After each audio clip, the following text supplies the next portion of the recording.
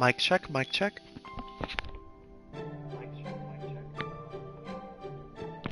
Okay.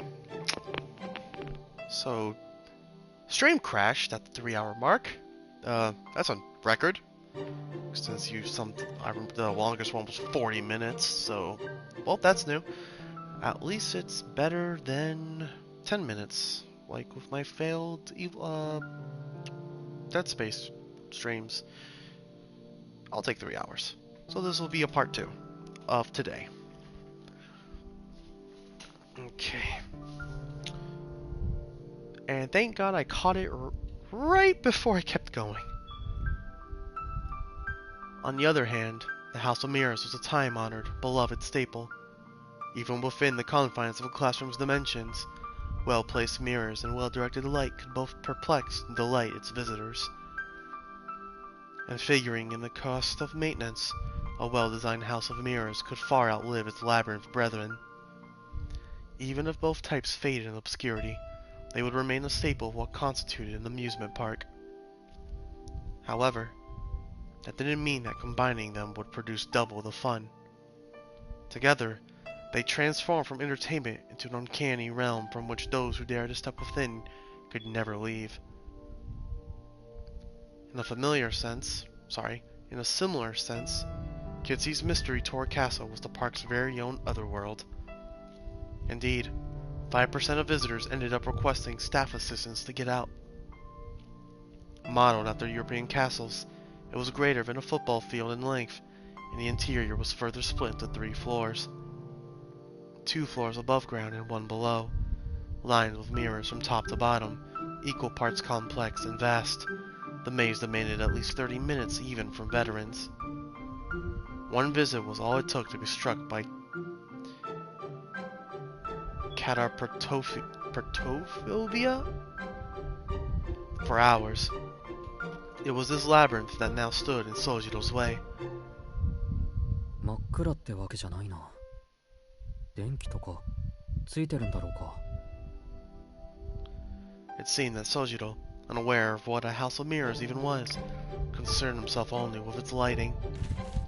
He checked the letter from Aoko once more. The letter read, "I will be waiting in the first floor lobby of the House of Mirrors." That meeting place was definitely in here. There was something to see by at least, as he could just make out light faintly through the open doors. Putting aside his suspicions, he headed toward the entrance. The sound of his steps against the brick-laid path echoed faintly. He was far from the hustle and bustle of the city. The park's clocks no longer made tick nor talk, and the winter's bite no longer blew in the night. From within the silence, the stillness that would cause any onlooker to hold their breath, Sojiro stopped abruptly at the entrance to the House of Mirrors. ところで青崎、そんなところで何してるんだ？ He called out, turning back toward the plaza.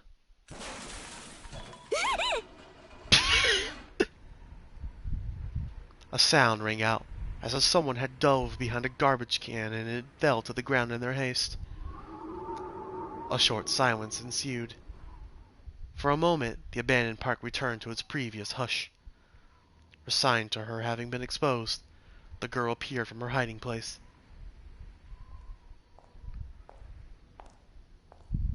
Is it the fit? It's the fit! His voice died in his throat as he took in the sight of the girl's familiar face and unfamiliar attire.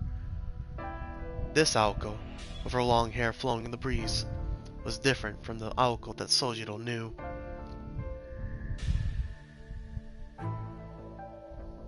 The resolute stance and posture she took exuded the strength of her will. She stared directly at him with a sharp-eyed, piercing gaze. Her eyes were glowing with a dim, phosphoric light, enough to give Sojiro pause that he might be hallucinating. An icy coldness and a girl's strength. Sojiro lacked a sense of danger, but the sense of imbalance caused even him to feel the malice in the air. It was as though the Yuki-onna spirit of folklore had climbed out from a ghost story and appeared here in reality. 青崎。Instinctively, Sojiro took a step back. Surprised, he was starting to feel concerned. An unpleasant premonition rose to the surface, bringing with it a sense of anxiety. In spite of this, he felt obliged to honor urban etiquette by seeing if she was alright. その顔を見るに何かあったのかと一応聞いておくんだけど。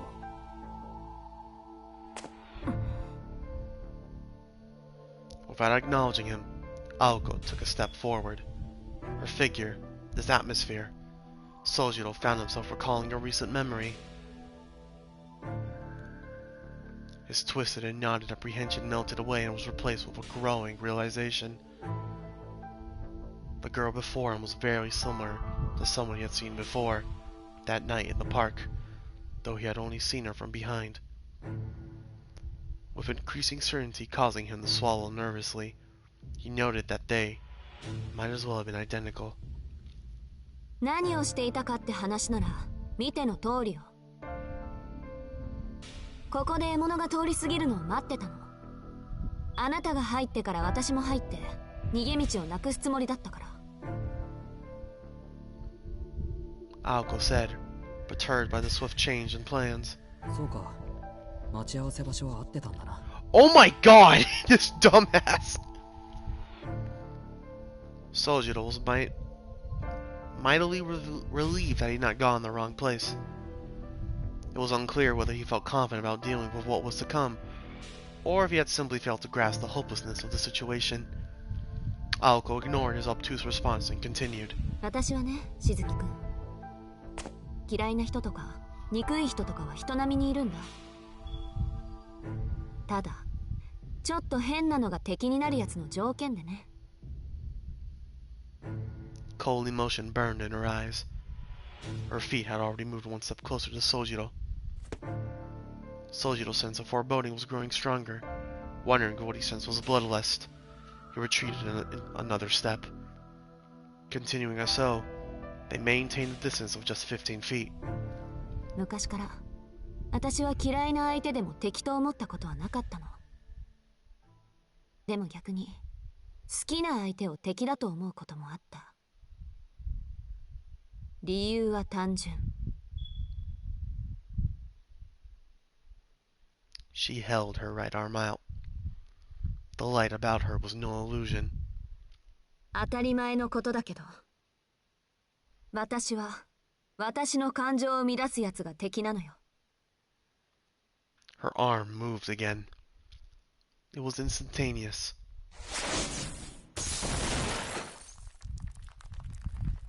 Something shot past Sojiro in the blink of an eye, missing him by just a foot to his left.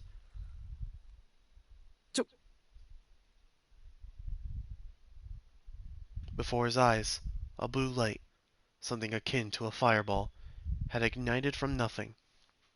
He finally understood what was happening. ちょっと待った。今のは大変見覚えがある。She ignored his dim-witted reaction. 外したか。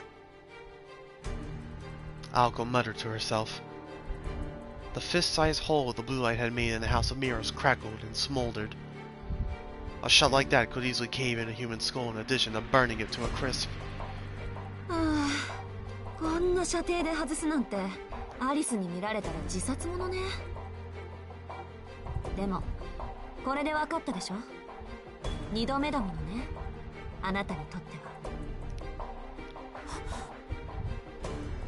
Sojiro backed away swiftly. Things were beyond incomprehensible. He was close to losing the ability to think at all.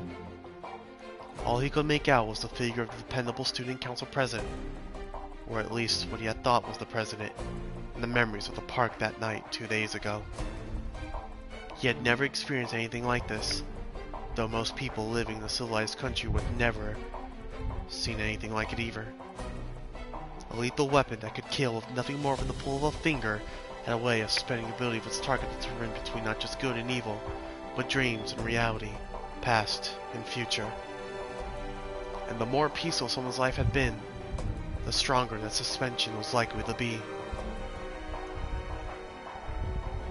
All that one could think about was the fact that they were alive at that very moment.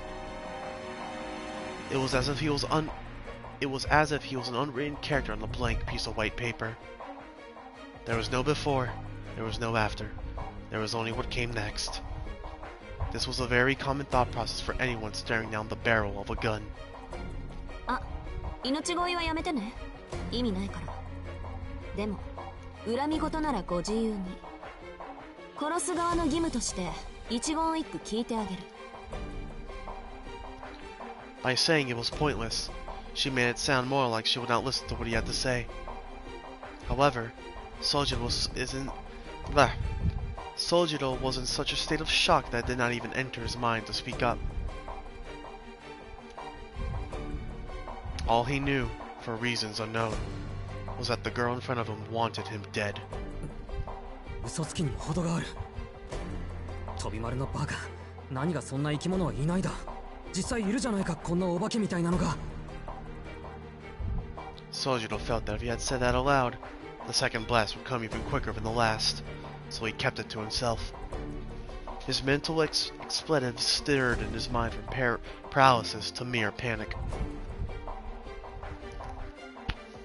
This response came not from confidence, however. Someday, out of the blue, someone is going to kill me. While it may have seemed like a baseless belief to hold, でもそうだった。都会には殺人事件がある。ルールを破れば殺されるのは当たり前だってちゃんと教えてもらってた。this poor innocent soul. To Sojiro, the situation seemed to perfectly align with his inexperienced understanding that the city was a coldly pragmatic place. As far as he was concerned in this moment, being killed by a classmate was not something to be so surprised by. This isn't school days, dude. In a society where murder was possible, he was able to accept this sort of situation as natural. But virtually no concern was a series of events that led to Aoko's aggression towards him. The only thing that truly confused him was Aoko's blue fireball. Sojiro swallowed with an audible gulp. To anyone who may have been watching, it was a response of a victim paralyzed by fear. そういうことよ。ようやく理解してくれたわね。多くは語らないけど、あなたにはここで死んでもらう。魔術は隠匿するものなんて言っても、そっちには関係のないことだし、単に運がなかったって思えばいいわ。大事なのは私があなたを殺したってことだけだから。Done talking, Aoko once again lifted her right arm. There was a hum like a machine. Blue light began to revolve about her arm beneath her sleeve. This was taking longer than last time, leading Sojiro to believe that it was going to be much stronger than the attack that was still scorching the wall behind him. The realization caused his panic to heighten. いやなんだ、つまり始末するとかしないとか、あの夜のお化けは青崎だったとか、都会は本当に込み入ってるとか、そういうことじゃなくて。His thoughts became jumbled. His heart pounded like a hammer. This was no time to be standing still. He was not sure if the girl in front of him was really human. And more importantly, even if he could accept the events unfolding before him, when all was said and done. 待て、人殺しはいけないんだぞ。Even if it was a fact of life in the city, Sojiro was not about to lie down and die. 分かってるわよ、そんなことは。Sojiro's scream, still entirely oblivious, was just the thing to invoke Aoko's full wrath.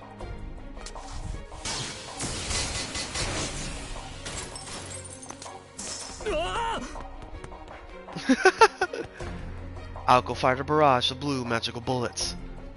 In an instant, Sojiro dashed into the shadows behind him, into the entrance to the House of Mirrors.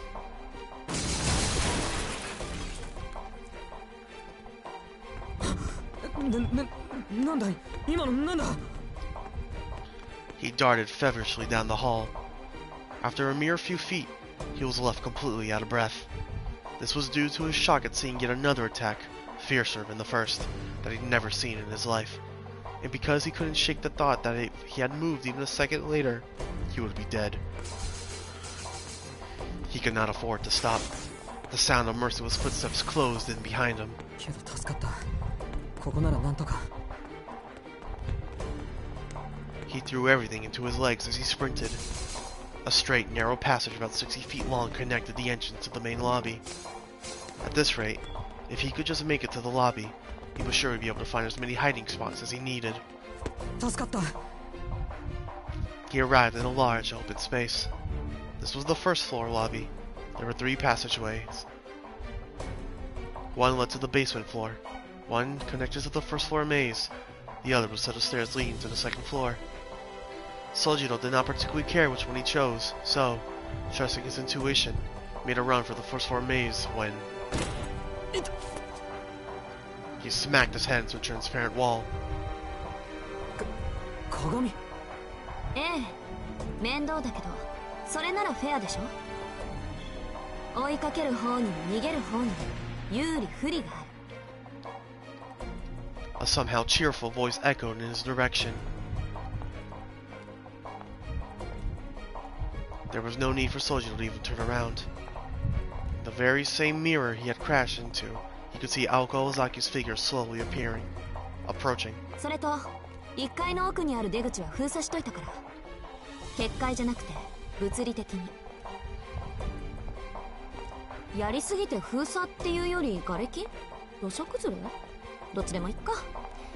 とにかく下手に出口に近づくと崩落に巻き込まれるから。生き埋めが嫌なら近寄らないことね。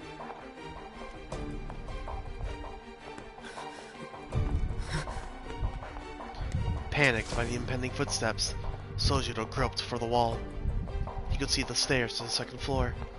He did not understand what Aoko had meant earlier, but he at least knew that the first floor was not going to save him. ま、私としてはそっちのが助かるけど。形式上、事故死の方が後始末とか楽だから。Behind him was a creature beyond words. As she continued her idle taunting, she lifted her right arm ostentatiously. Even from above her clothes, one could see some kind of strange, incongruous pattern upon her body. The veins beneath her skin, they made it seem as though something inhuman was circulating her body.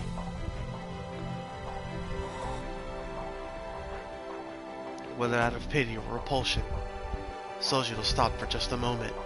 His pursuer evaded his gaze. ああ、これ？普段は塗り薬で隠しているんだけど、今日は特別。魔術刻印って言ってね、魔術師の証みたいなものよ。Magic crest! Let's go. Passed down from generation to generation, holding down all magecraft, including certain memories. ほら、光が回ってるでしょ？これがさっきのスナップ。わかりやすく言うと弾丸の元。今日は調子いいし、私魔力を効率よく使うのだけは自信あるし。うん、あと30回ぐらいかな。さっきみたいに装着ができるのは。30 bullets may not sound like a lot, but considering that the first one literally blew a hole, essentially, 30 bullets is actually quite a lot.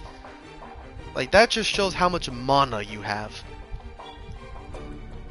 Perhaps she was on an emotional high, for her voice to become frightfully friendly.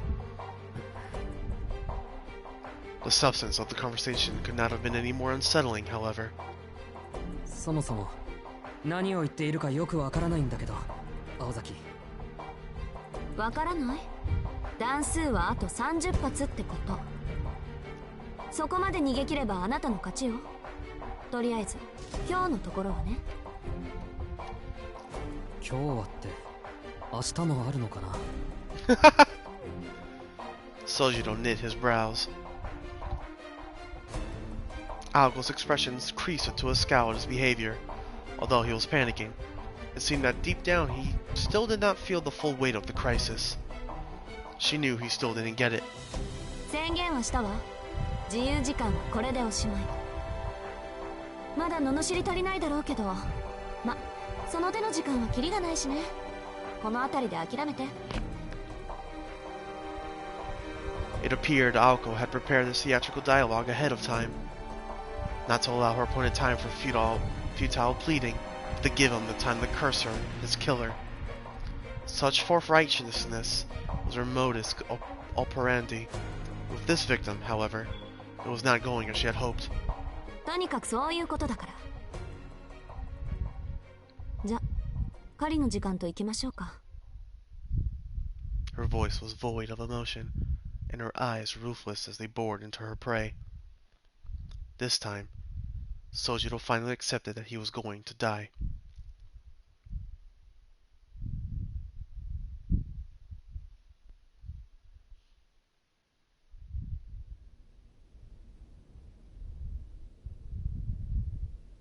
Silent as the dead, it stepped into the remnants of a dream that had long since seen no visitors. There was no wind this night, nor a soul to be seen. Still, it heard the echoes from within, clasped its hands together, and grinned. Its form, with hands clasped, resembled that of a budding tulip. The bearing of this artificial flower reflected in the cloudy mirror of the ticket attendant's office next to the gate. Next to it stood a display board, corroded by years upon years of rust. No. Oh, number of visitors today. 2. Number of today. The board had graffiti crudely scrawled atop one of the words. It was replaced with deaths. The records board had long ago fallen into disrepair. After taking a full 10 seconds to digest what it was looking at, it made its own revision. Number of visitors today, 3. Number of deaths today, 1. After appending this number with an index finger, she smiled like a flower.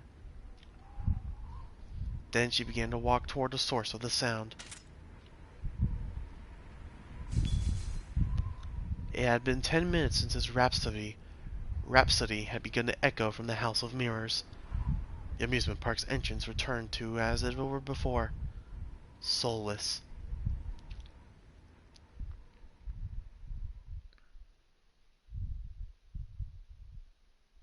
In the end, even if Sojiro had been the luckiest man alive, there was no way he should have been able to escape. The question, however, was how much of this was by design, and how much was sheer coincidence. Even Aoko, who had made all the arrangements, had no answer. Indeed, there were only 3 things she could say. It was taking longer than expected. He was putting up more of a resistance than she had anticipated, and that choosing the House of Mirrors was a mistake. She had really screwed the pooch on this one. The location itself was an excellent choice, as the House of Mirrors was perfect as a hunting ground, but seeing her own incompetence reflected in the mirrors was beginning to grate on her.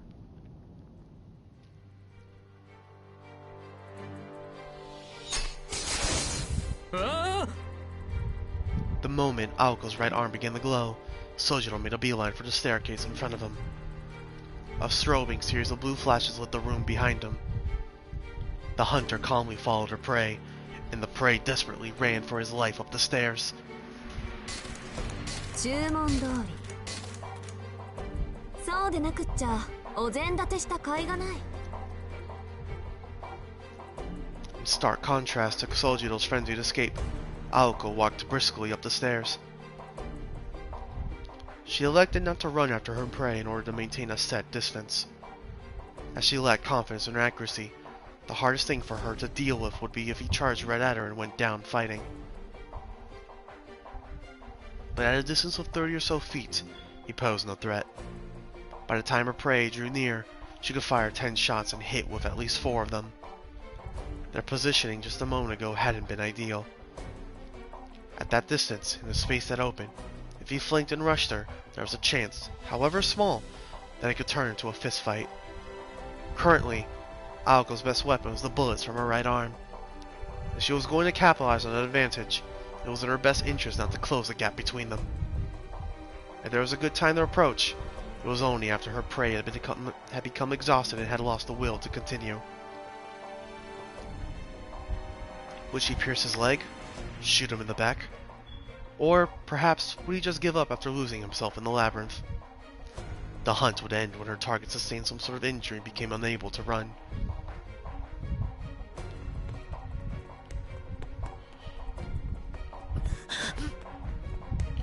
On Sojiro's end, he could barely bite back on screaming as he bolted through the maze.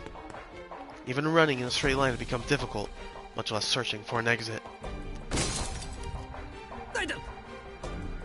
The corridor stretched out far before him, or so the mirrors blocking the path had made it seem. Panicked, he made a turn to the right.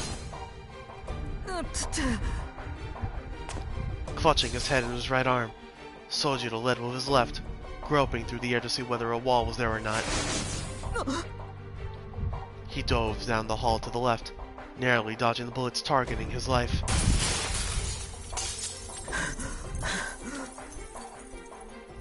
Urged on by the sound of approaching footsteps, he ran without thinking. The last one was close. A hair closer would have meant his life. He caught the odor of burnt hair from the back of his neck. He was very lucky. Or perhaps very unlucky. If he were actually lucky, he would not be in this situation in the first place. The second floor of the House of Mirrors was structured like a giant spiral. It wound left, starting from the outside wall. Eventually it led to a dead end.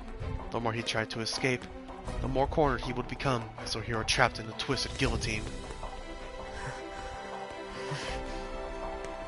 His stifled screams threatened to leak out as complaints. No matter what he did, he was going to be killed. All of his struggling merely served to prolong the inevitable. Yet he ran. No matter how many mirrored walls he rammed himself into, he ran. Even after crashing so hard that his forehead bled and he saw stars, he ran. Pain shot through him at every turn. The more frantically he ran, the more intensely he smashed into invisible walls. His body began to understand this rule and begged him not to run anymore.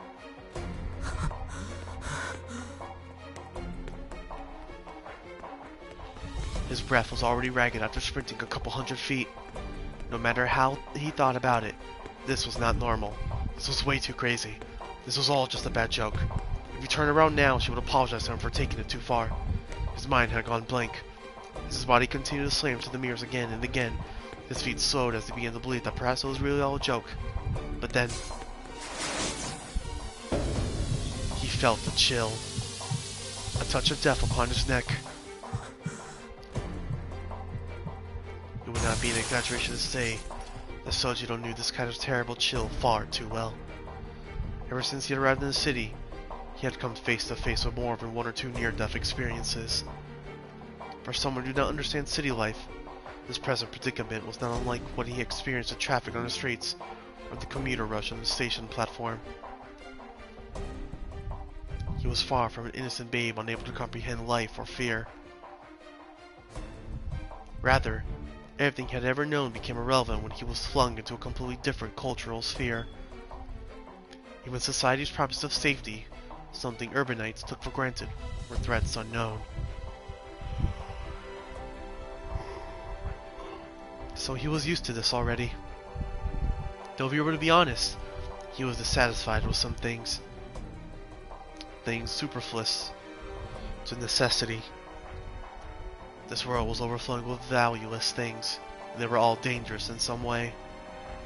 Even the everyday necessities sold at the convenience store were, as far as he was concerned, amazing tools.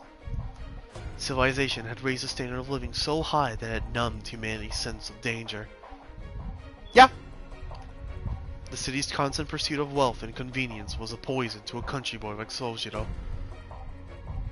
And he did not have the capacity to accept those conveniences.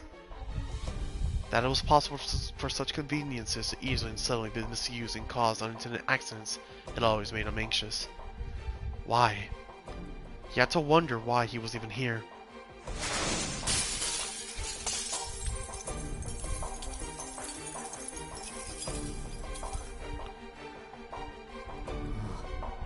How ironic. It took the real threat of death to finally make him realize, like a divine revelation, what he failed to understand until now. He'd always had to expect the unexpected. Near-death experiences were more common than one might think. To begin with, safety was something that came at a price. Being alive meant the opposite was always lurking around the corner. It was just like a streetlight at night. When the sun rose, its illumination would naturally disappear. Another barrage of strange projectiles whizzed mercilessly by him. He recalled in the back of his mind the charred remains of someone at the hands of that blue flame 2 nights prior. Somehow, the situation reminded him of a horse being led by a dangling carrot. For now, he lifted his head and continued to run through the labyrinth. But for what purpose? Though he knew the pain in his chest was very real, he felt disconnected from it. The night sky visible through the skylight was a muddy ultramarine, no longer resembling the one he knew.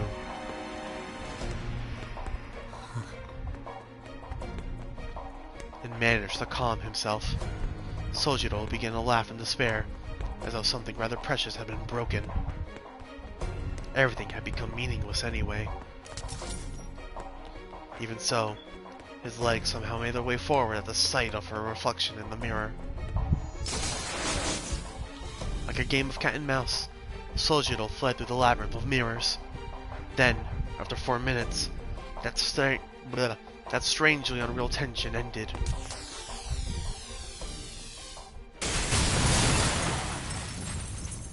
The 9th shot of blue light hit inches away from him. It exploded the moment it made contact, launching Sojiro into the opposite wall. Of all the fire he had taken thus far, this shot indisputably brought him the closest to death.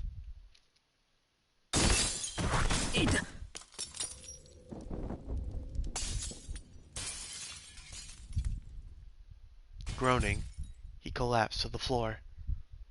His back was on fire with pain.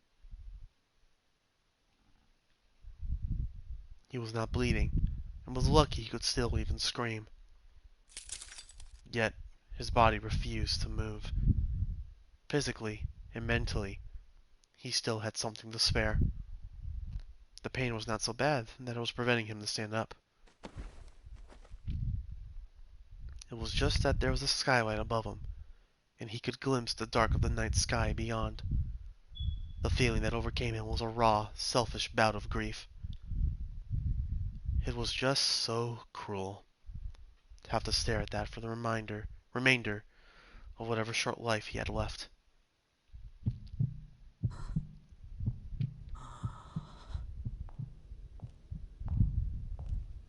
Sojiro's ragged breath slowed. For all intents and purposes, he had given up.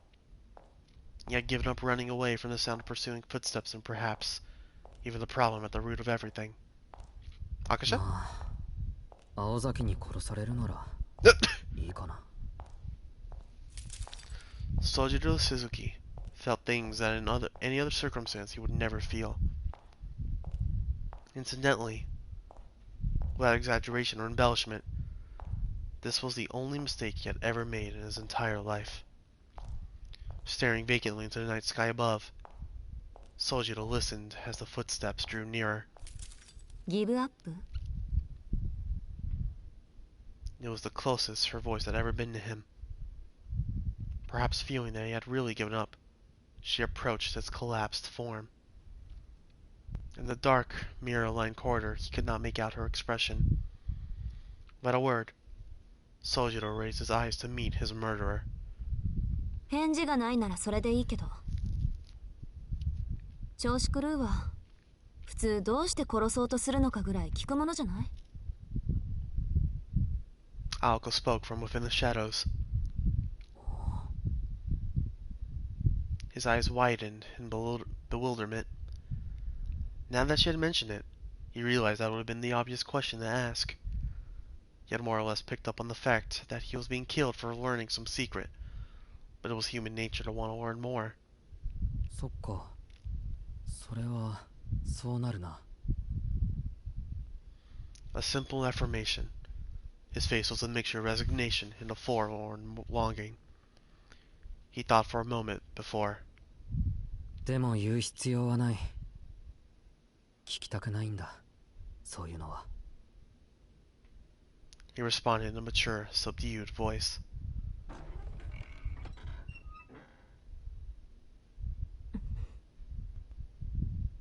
His response was clear, rather gallantly so. そう。じゃ、殺すけど。死ぬの怖くないの？怖いに決まってる。何より痛そうだ。 His face turned wry as he objected, to which Aoko frowned. As nonchalant as he could be, he was honest about his feelings. そりゃ怖いでしょ。私だって怖いと思うし。でも悪いわね。我慢して。人でなしと罵ってくれて結構よ。今の私は本当にその通りだから。そういった意味じゃあんたと同じ。普通の道徳がないのよ。だから必要なら人も殺せる。Sojiro's finger twitched in response to an indifferent tone, as if to say that, despite having given up on just about everything, his body could not let those words slide. 人殺しなんて良くないぞ。分かってるって言ってるでしょ。Aoko raised her right hand. The light from the crest illuminated her face. It goes without saying that her expression was unchanged. She was not crying, nor was she smiling. She was a young woman who had excised her feelings. Deal with it was another thing Sojiro could not let slide. Sojiro could read on Ako's face that she was not herself. She was in pain, and to a degree he had never seen her in. すまない。ちょっといいかな。何？ここまで悲壮感を盛り上げておいて、やっぱり逃げるなんてのは却下よ。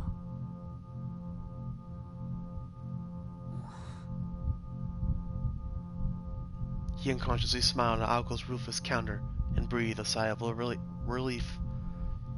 He had misread the pain he saw in her face. This was the same Aoko. Sojiro laughed out loud in genuine joy, a laugh that most other people would have taken as an insult.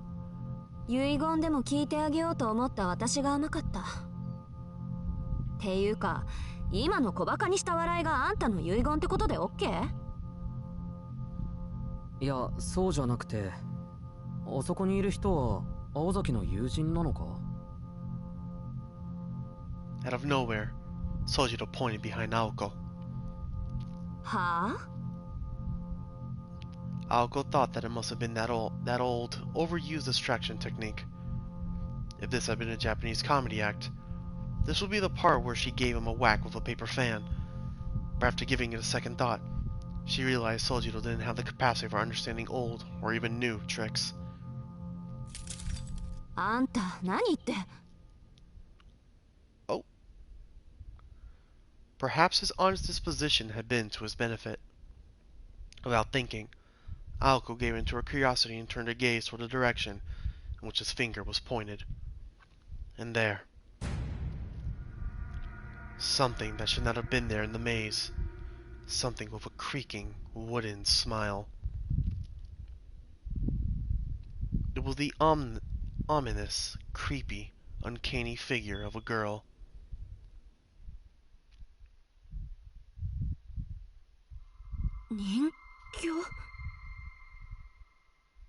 An unusual figure with 2 arms and 2 legs stood silently in the darkness. If only for a moment, its beauty, which was even apparent from afar, dulled the insanity of the current situation.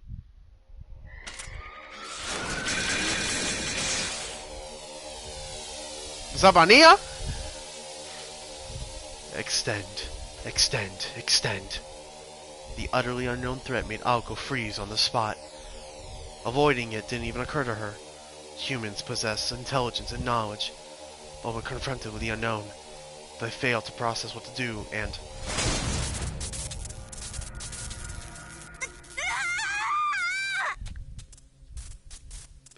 Yeah, no, that's gotta hurt. A shriek escaped Aoko's mouth. The magical attack crossed the 30-foot gap in an instant. The arm of the girl who had appeared at the rear of the corridor was slender and quick. It extended to a near impossible length, striking Aoko from behind.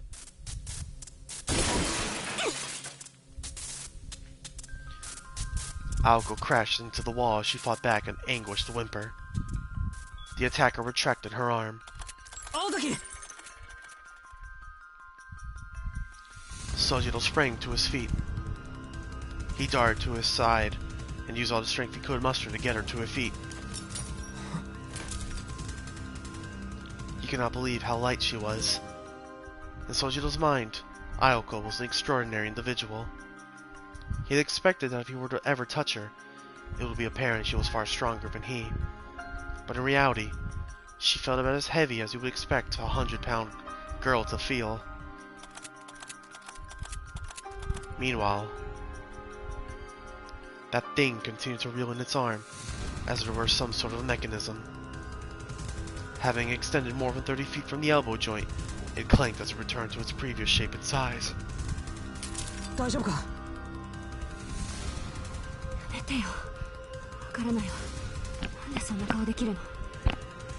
Because he's too innocent.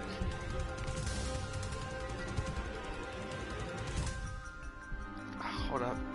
Damn.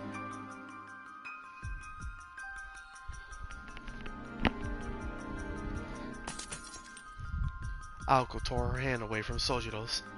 Suddenly, she felt her knees buckle from under her, but Sojiro caught her before she could hit the ground and helped her to her feet.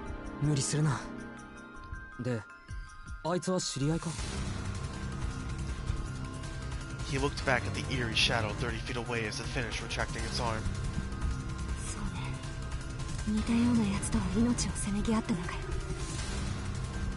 Aoko grabbed her lower back as she answered.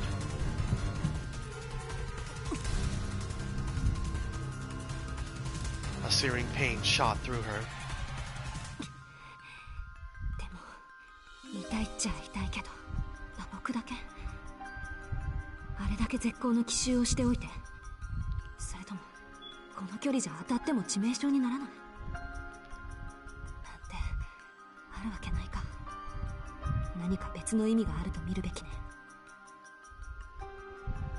Aoko tried to steady her breathing as she assessed the damage done to her back.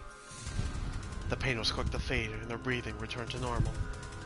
For the time being, her motor functions were no longer hindered, which meant the real damage was elsewhere.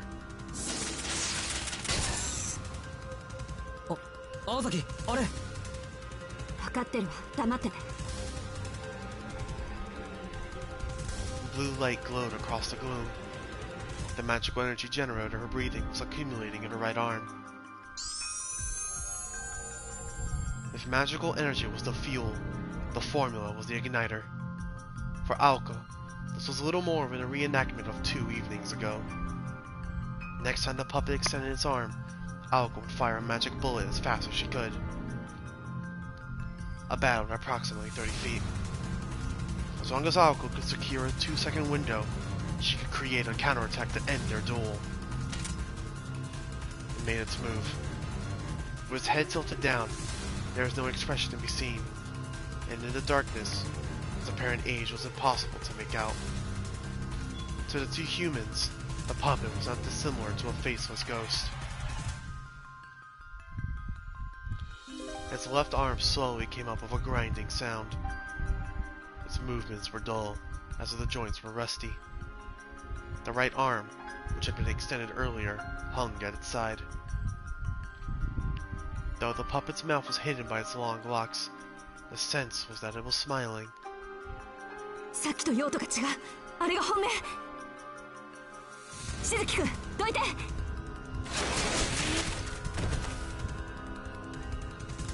She threw herself into Sojiro to extend her hand. Its arm extended at that very moment. The timing was impeccable.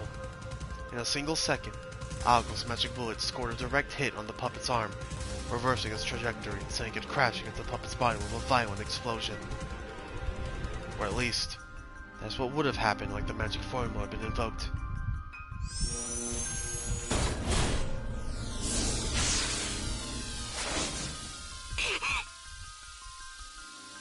She barely avoided being struck once again. When her magecraft failed her, intuition took over, and she just managed to get away. やられた。最初のはそういうことか。 She clenched her teeth in frustration, her thoughts racing a mile a minute. Fight or flight? It only had one arm left, which would take time to retract. This was the best shot Aoko had at defeating it. If she could invade the right arm just a fraction, she could get close enough to... Vibrinston, solitare futuris inferis. Ictius mes orbitus dies, et meus nativus dies. Teobeam. Okay.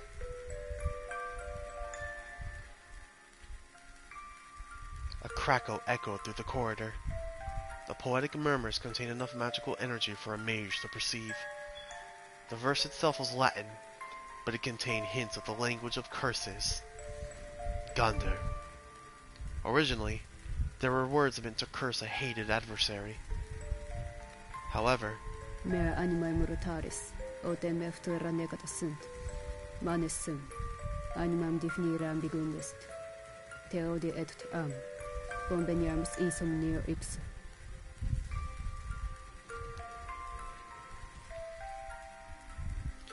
the puppet was directing the words at itself. Curses beget curses. The victim calls down a curse on the assailant, creating a vicious cycle of negativity. The incantation was meant to do just that. However, this was ultimately a one puppet show. An unprecedented source of power akin to auto-intoxication. As unbelievable as it seemed, the cycle of curses had been turned into a perpetual motion device. 何それ、レベル高すぎじゃない。 Aqua abandoned the idea of digging her heels in. It was time to flee with all due haste. 何してんの、あんたも来る。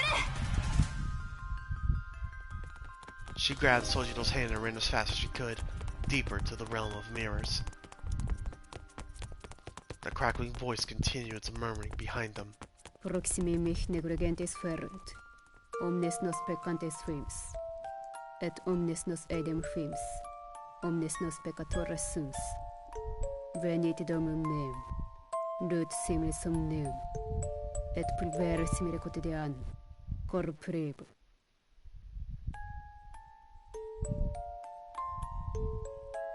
Te judico. Oh shit!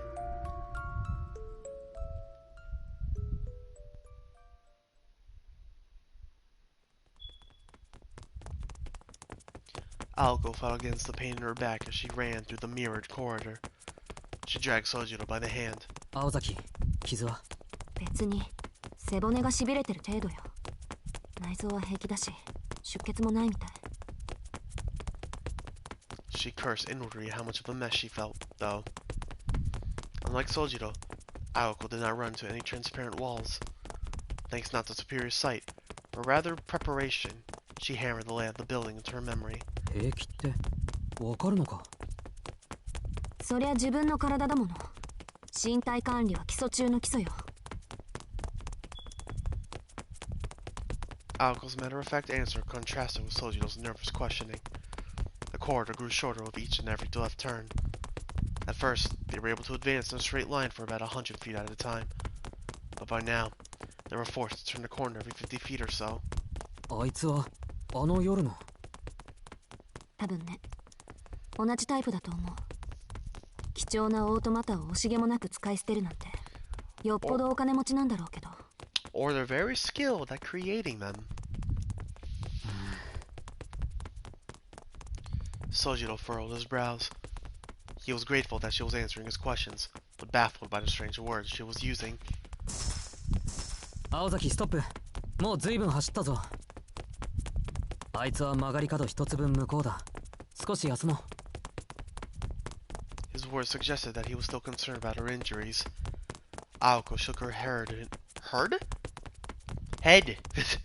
Aoko shook her head in irritation. あの距離を狙ってくる相手に通路一つ分のリードは無意味よ。せめて二つ分に行くまで走るの。Sojiro nodded. With that matter settled, he なん asked, で俺を連れて行ってるんだ？逃げられたくないからじゃない、バカ。 answering curtly. Aoko glared at her naive prey. The two of them headed for the next corner. The legs began to slow as they rounded one more. Aoko rubbed her back as she tried to catch her breath. Though Aoko had insisted that she was fine, it appeared to have been bravado. Even the usually clueless Sojiro felt the desperation they were in. He stood behind Aoko with his arms folded. While they had a moment, he tried to make sense of everything. First, Aoko had nearly killed him. Though he was saved at the last possible second, it was by the strange, stretchy woman Aoko had burned to ashes 2 nights prior. He could barely make it out that night, but he considered it a her because it looked female. The woman's attack wounded Aoko's back and forced her to flee. Aoko had taken Sojiro with her, claiming that the reason she did so was to prevent her prey from escaping. In other words, 青崎はまだ諦めてないんだな。当たり前よ。あんなやつ、仮に2体と半分始末しても、あんた用の余力は残せるわ。 her tone was sharp, but even Sojiro could see she was struggling to stay confident. The damage of her body was too much to afford her any optimism. Still, the fury in her eyes refused to accept her circumstances. 中がところどころショートしてる。あの右腕は回路を混戦させるジャミングってわけね。 Though the proper response would have been for her to tremble in fear, she did nothing but shake her fist in anger. The disruption of formula was only supposed to work on absolute beginners. If it had been her roommate, the arm would have been repelled the instant it hit her and the attacker's circuits burned out, rather than her own. Attempting to establish a link to the magic circuits of another mage was like presenting your heart on a silver platter. It would be of no use in a battle against a superior mage. And yet, her adversary had been designed to do just that. Coupled with the attacks on areas of Misaki under Aoko's jurisdiction these last few weeks, it was a clear statement from the enemy, who as of 2 days ago had revealed itself as a fellow mage. In other words, the puppet saw Aoko as no threat at all. 敵ながら正確な判断だこと。 While she was still angry, the whirlwind of emotions within her started to fade. Her face was that of a hunter far beyond her years. なんか俺の時より真剣だな。まあね、あんたの時は遊びが入ってたし。Sojiro was not sure whether to be happy or sad at that. わからないことだらけで何を聞いていいかわからないんだけど、一つだけいいか？ Aoko didn't respond. Her eyes were focused on the darkness before them.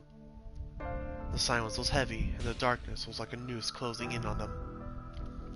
But Sojiro continued in spite of her indifference. 青崎はあいつも殺すのか？ A silence fell over them. It was as if the gloom was pulling them in. No response. Their breathing was the only sound echoing in the dim corridor. There stood Sojiro, forcing her to confront her sins, and the magician girl who continued to ignore him. They spent a few seconds, seemingly frozen in time. そう。それがあなたのキーワードみたいね。 Aoko whispered in a lifeless tone.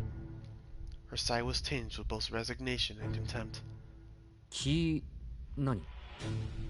独り言よ、忘れて。それと、言っとくけど、あいつは人間じゃないわ。信じられないだろうけど、自分の意志で動く人形なの。この前の、今のやつもね。 Sojiro nodded as he processed the information. Not only did he not doubt her story, but he seemed to have accepted it at face value. なんか落ち着いてるわね、あなた。まさかもう何が何だかわからないからあまり考えないことにしてるだけだ。ただ人形に関しては別にどうということはない。もしかして他でも自動人形を見たことあるとか？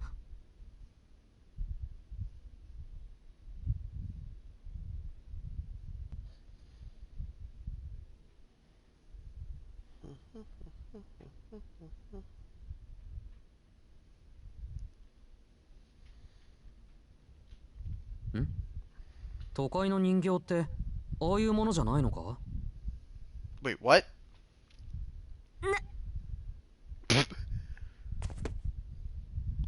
She barely stopped herself from falling to her knees. Of course, how could she have forgotten?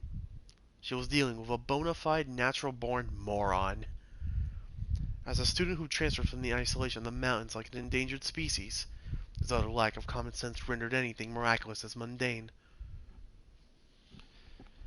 If automobiles were moving hunks of metal, the moving puppets were nothing to write home about. Wait, that meant, to him, the incident from the other night hadn't been extraordinary at all. He might have even assumed it was an everyday occurrence in the city. 参った。いっぺん頭の中覗いてみたいっていうか、ほんとここまで来ると感心するわ。Seems like a nice idea.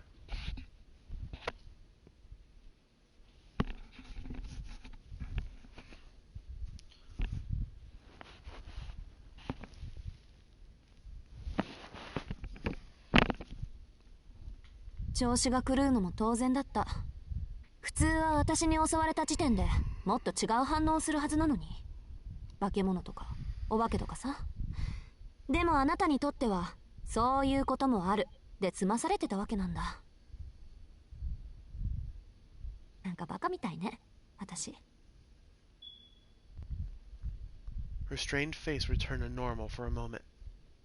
It hit her. There had been another way to handle this without anyone getting hurt. Yeah, but the damage had already been done. There were no do-overs in life, nor should there be.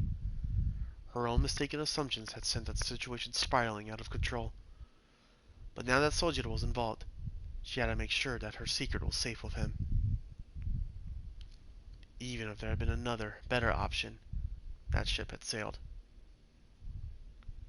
Human relationships were ultimately driven by mutual misunderstandings.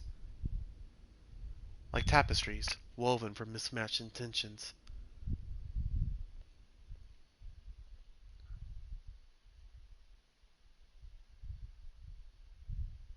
Break time was over. There stood Aoko Aozaki and Sojiro Suzuki. The first idle conversation they had since first meeting had come to an end. Not that they had a choice in the matter. It was a jarring murmuring from around the corner that cut it short. Nemo mefnus meminit, vedroit extinct est. Initio eraberamos dom brevimus dolores sunt. Nemo adiuvat.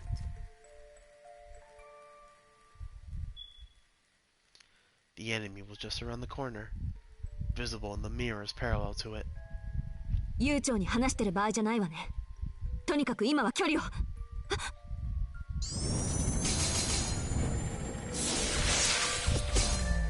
Damn!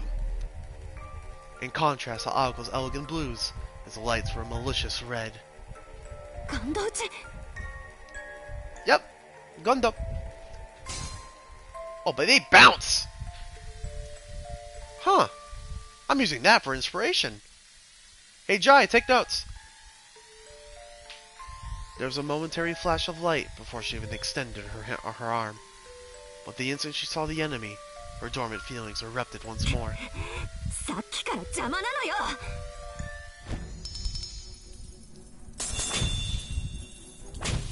She channeled all of her pent-up anger and shunted it into her right arm. The fog that filled the corridor was no magical weaving, but rather a barrier of raw energy.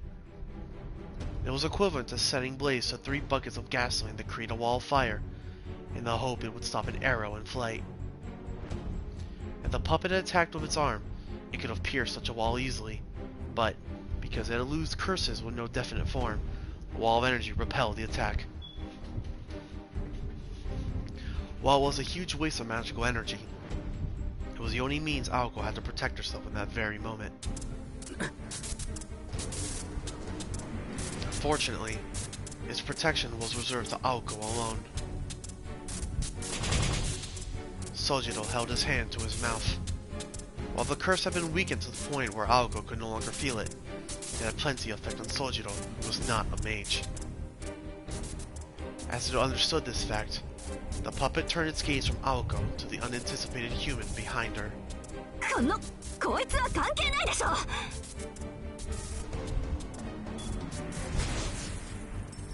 Enraged, she swung her arm forward once again. The blue light formed a wall to block the Gondo for I'm saying the Japanese pronunciation. The Gunder for a scant few seconds. It was enough of an opening to exploit. Just as Aoko was forming the wall, the puppet pointed its right arm at her face and... 関係あるみたいだから逃げるぞ。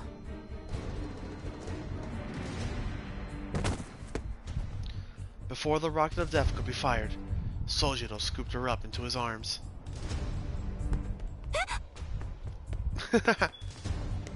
How he mustered the strength to do so was a mystery, but he turned his back on the puppet and took off, running. He was a nimble sprinter, resembling a deer leaping across obstacles. Sojiro rounded 2 more corners, ignored whatever complaints Aoko was making, and eventually stopped in the middle of the 2nd floor. He set her down. よし、ここまで来れば少しは休めるな。 Sojiro's shoulders heaved as he caught his breath. As light as she was, running while carrying someone else would make anyone winded. She looked up at him in comprehension. こんな体力あったのに、なんで? It made no sense to her. If he had the stamina to pick her up and run, surely he could have stood up and escaped when he had been downed earlier. ああ、あの時は諦めてたから。 His words were unfiltered as ever. Though in this moment, fighting for their lives, he lacked some of his usual absent-mindedness. 諦めてたってどうして? さあ、忘れた、そんなことは。 Though he may have turned away because he regretted saying it aloud, his words spoke volumes. For some reason, it pained Aoko to see him like that. それより青崎、唐突に気分が悪いんだが。 Yeah, that's what happens when you get hit with a curse shot. あの赤い光も、その。ええ、魔術の類よ。ガンド打ちって言ってね。北欧の呪詛の一つ。魔術回路のある私には効かないけど、抵抗のないあなたには効果てきめんみたいね。Well, it still has effect, but to some extent. なんだ、青崎には効かないのか。じゃあ、危ないのはあの腕だけだな。Aoko had no idea why he was relieved, but she gritted her teeth and fought down the urge to snap at him. There was no use in yelling at a time like this. Above all, she felt that it would have been petty in the extreme to voice her annoyance right now. そうね。注意するのは伸ばしてくる腕だけ。大した相手じゃないわ、やっぱり。This time it was not false bravado. Such an enemy would normally be a breeze for Aoko Aozaki. But her shameful negligence had led to the disruption of her magic circuits, making her even less formidable than her enemy. At this point, Aoko had no way of attacking. The only option left to her was to wait for it to expend all of its magical energy, but its perpetual curse mechanism made that a non-starter. This game of tag would not end until one of them was dead. She realized that she was in the same position she had cornered Sojiro in earlier. She glanced at her right arm. She could not imagine how she had gotten into such a mess with her magical energy at more than half of its capacity. This had to be karma for having enjoyed toying with Sojiro earlier. 呆れた。いるところにはいるものね、神様って。She grumbled under her breath as she shifted her focus. She had the fuel for the fire, but not the igniter. And that killing machine would chase her until the end of time if need be. What should she do next was blindingly clear. She had to get back to normal. 青崎。ごめん、考え事してた。確か、よし、合ってる。しずきくん、そこに横道あるのわかる？ Aoko pointed, but he could see nothing but the walls of the corridor. For one thing, the floor had nothing but left turns, and Aoko was pointing to the right. 2階は中心まで行くと1階に降りる階段があるんだけど、それは私が壊したから使えないの。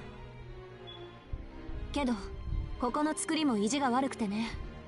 よく見れば右に曲がる通路もあるのよ。上級者だけに分かる抜け道ってやつ。あとは注意して探せば1階の階段までショートカットできる。悪いけど一人で行って。Aoko turned her back to Sojiro and started walking in the opposite direction of the escape route, and down the long corridor toward the puppet in pursuit. あいつは無差別だからここで壊さないといけない。魔術師は魔術師同士で争うのはいいんだけど、みだりに一般人に手を出しちゃいけないって決まりがあるの。あいつの目的は私のわけだし、結果がどうあれすっきりするでしょ。If Aoko won, the puppet would be destroyed. If Aoko lost, his objective would be complete and it would shut down. Either way, them going their separate ways would mean Sojiro survived. This is what Aoko meant. Though she explained it as if the events were happening to two totally different people. 運が良ければ入り口までたどり着けるわ。それじゃあまた明日ね。Even Sojiro could tell she was just trying to act tough. But she had already disappeared around the corner by the time he thought to stop her.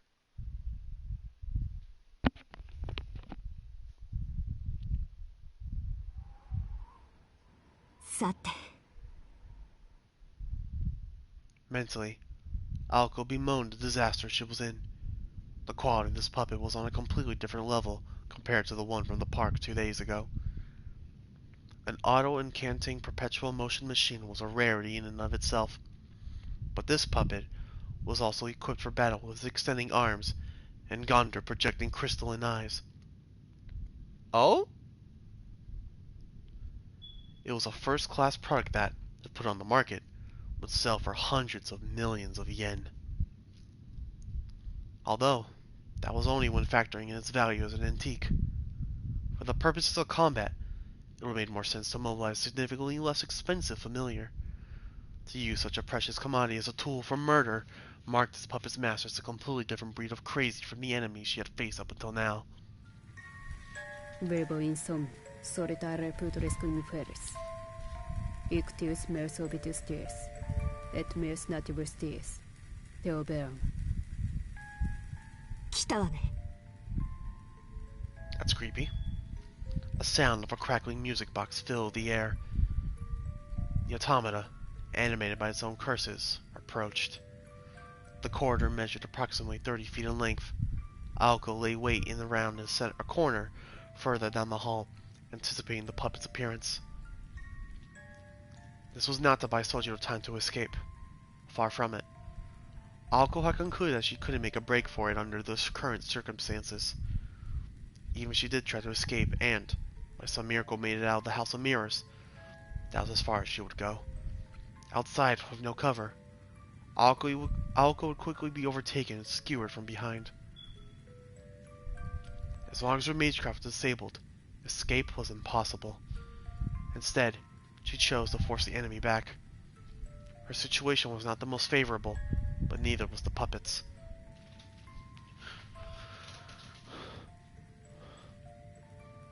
Though this narrow hall gave Aoko no place to run, it in turn prevented the puppet from reaching full speed.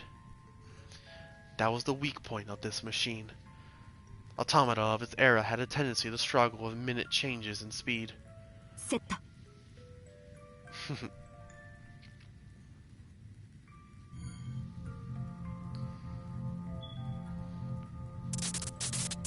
She flowed energy into her shorted circuits. I'm going to say here, this is a very interesting, unique way of showing magical circuits, since I'm pretty sure most of us are more familiar with the way they show magical circuits in the Fate franchise, of it being just typical grid patterns, but this being more of a unique interpretation of the grid patterns with it spiraling. I really like it. Oh, and it's blue. Usually it's either green or yellow. Actually, no, blue as well. No, teal, really, if you count Aluminum Blade Works. Nah, green. Yeah, it's green. So you've got green, yellow, and blue now. Her blood flow and magical energy supply were unstable. It would be difficult to construct a formula in this state. All she could do was harden her right arm by imbuing it with as much energy as she could. Doing so turned her arm to an improvised weapon like a hammer or a bat. Assuming she could manage to get into close combat range, this is the best she could do. Ah, reinforcement magic! Okay, very nice. She basically just did reinforcement, which is another set of magecraft that allows you to strengthen, or in this case, reinforce any object or limb. In this case, is mostly used in close quarter combat or for defense.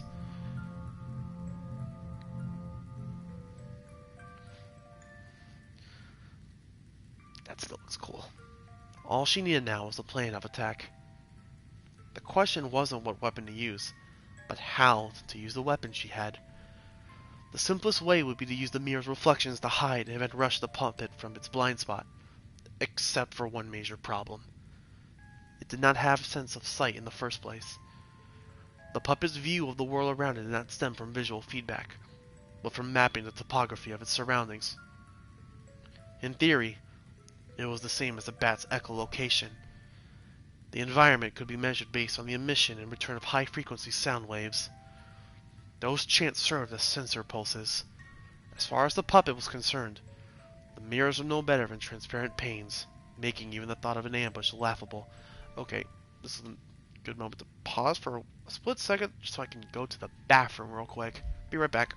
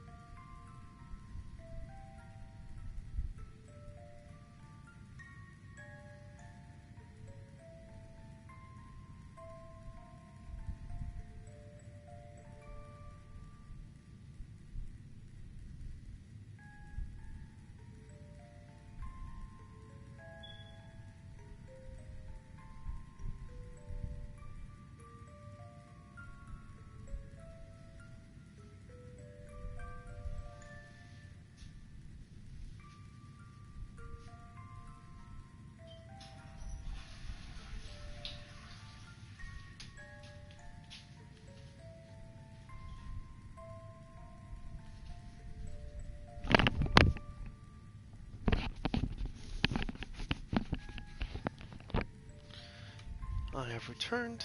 I would like to check something. How far is this stream going? Oh, okay. So far so good. Thank you to my one follower that's always watching. Like, thank you very much. That means a lot. Unless that's just me on my laptop, then whoops. Actually, let me test that real quick. Because if it's just me, then that's actually sad.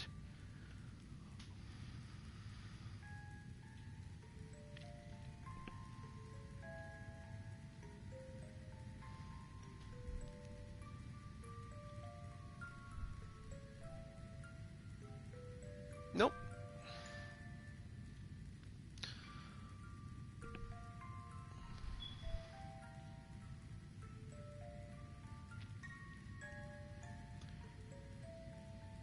Okay. Very interesting.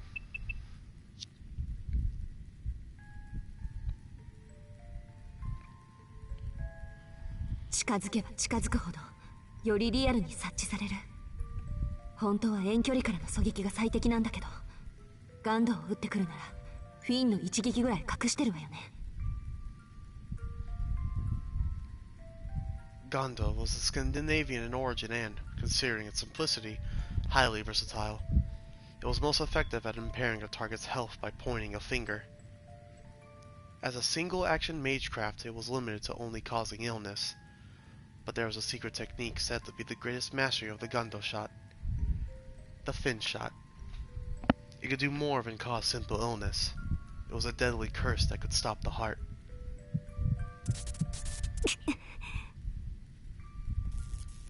The wound on her back set her nerves on fire. An unarmed girl and a deadly automaton. It was clear that she was the one destined for death. She considered her slim chance of survival when...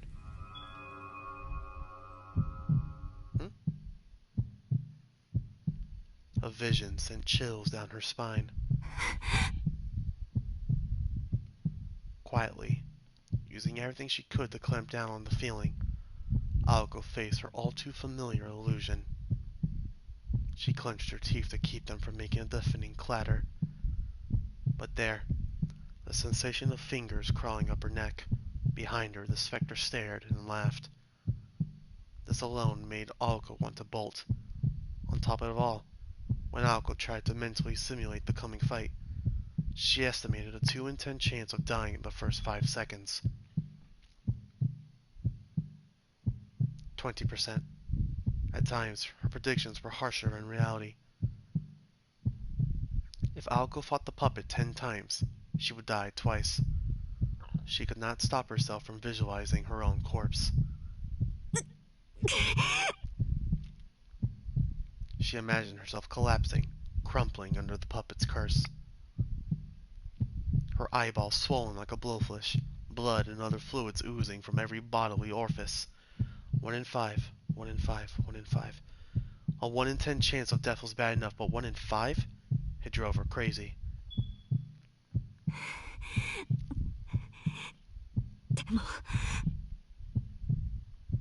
Aoko forced down her heart as it tried to escape from her mouth. Taking in a deep breath, she peered at her own reflection. She thought back to that white night half a year ago. This, she decided, was nothing compared to that. 6 months ago, at the Kuonji estate, that word always gets me. The Hound of White Roses, the Wandersnatch that appeared from within the thick fog, had killed Aoko 100 times out of 10. Mea animaem retaris, otem eftera necada sunt. Manes sum, animam definiera ambiguum est.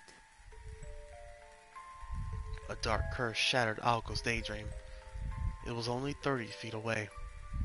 The puppet rounded the corner. Either side stood in the shadows, the forms indistinct.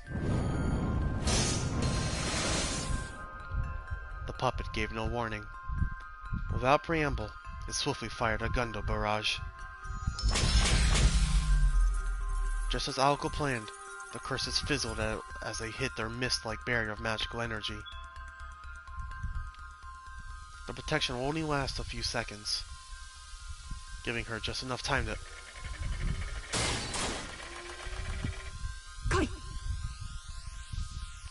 Its stretchable spear sprang toward Aoko's face. Bingo! The lethal weapon grazed her cheek. All her experience analyzing puppet attack patterns gave her the wherewithal, that's a weird word, to evade the attack by a hair's breadth. It was one thing if a puppeteer was pulling the strings, but autonomous dolls had their limitations. Aoko had bet everything on this killing machine following a predefined template. The puppet would use a given attack for a given range, and she could adjust her tactics to that. いける、このまま。 Before its arm had a chance to fully retract, she charged the puppet. It was a risky gamble, but her overall chances were slim to begin with. The scales tipped in her favor. In her predictions, if her predictions were correct, there were two ways she would die. One was from a fin shot fired at that range.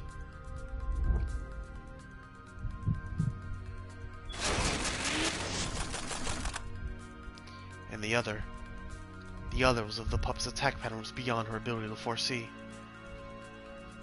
Instantaneous mass transfer, otherwise known as mass displacement. Immediately after Aoko dodged the puppet's arm, something smashed into her abdomen.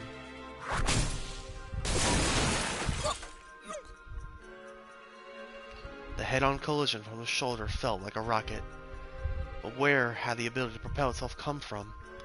Puppets like this were not built to have the ability to jet around like that.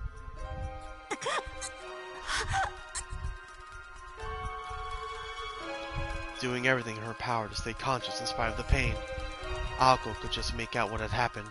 今の推進力じゃなくて牽引力。 Yes, the puppet's arm had not returned to its body. It was lodged in the wall and reeled itself in from the other direction. そんなのありか。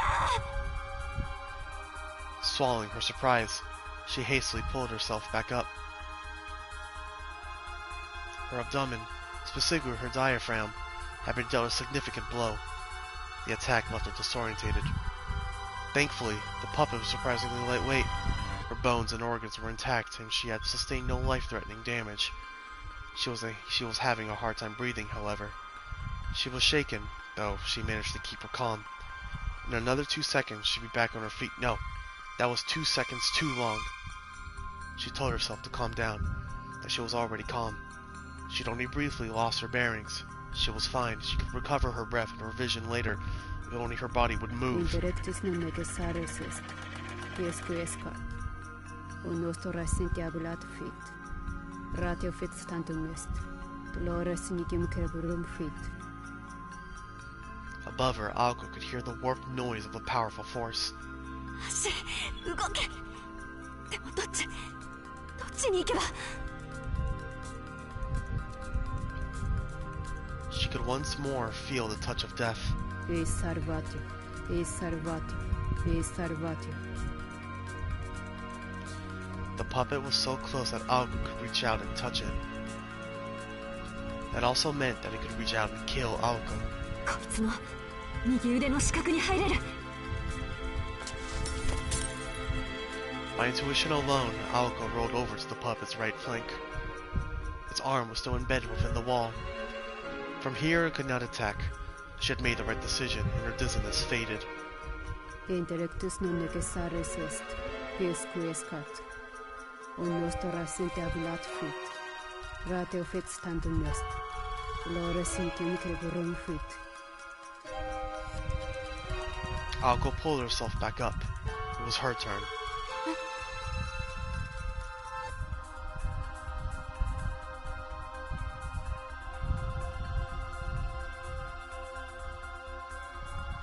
Oh! Looking a little familiar there. It was only an instant. Within this labyrinth of mirrors, she saw an image of herself. Eis salvatio.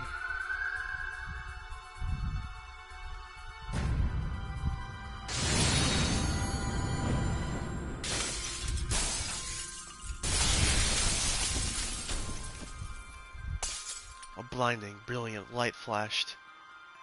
Lacerations appeared across the walls. At the last moment, Aoko managed to thicken the magical energy running through her veins into a primitive form of magecraft resistance. It just barely saved her life from what must have been the puppet's ace in the hole.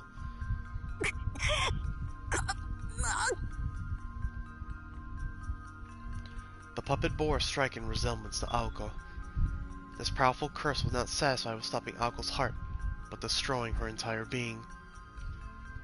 Aoko did not even have the time to be shocked. This was her chance for a counterattack. The puppet's balance was unsteady, his right arm still embedded into the wall. Aoko prepared to give his defenseless body a strong kick, but her knees buckled and she collapsed into a heap on the floor. Vivo in somno, solitare putres cum feris. Ictius meus obitus tius, et meus natibus tius, Hilbeum. A sudden nausea and lightheadedness overcame Aoko. Her body temperature began to rapidly lower. しま、こいつ呪いをばらまいてるんだった。 She noticed too late. The puppet's curses circled the hall. The cursed chant that the puppet used as a source of power doubled as a defense mechanism, crippling those who drew near with illness. She bore the full brunt the entire time she was in close proximity to it. Although Aoko had magic circuits, she was succumbing just as Sojiro had. Languidly, she forced her deteriorating body to jump back.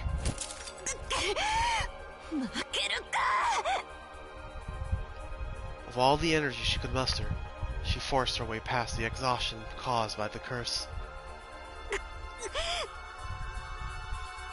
However, Aoko's blood pressure took a steep nosedive, not from the curse-induced anemia, but for what appeared in front of her.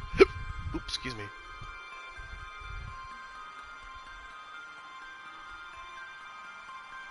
They stood in perfect harmony. In front of Aoko was Automata that shared her face, its left arm held out like an arrow. The deadly weapon shot forward and honed in on her heart. Then, a moment before it made contact, 危ない。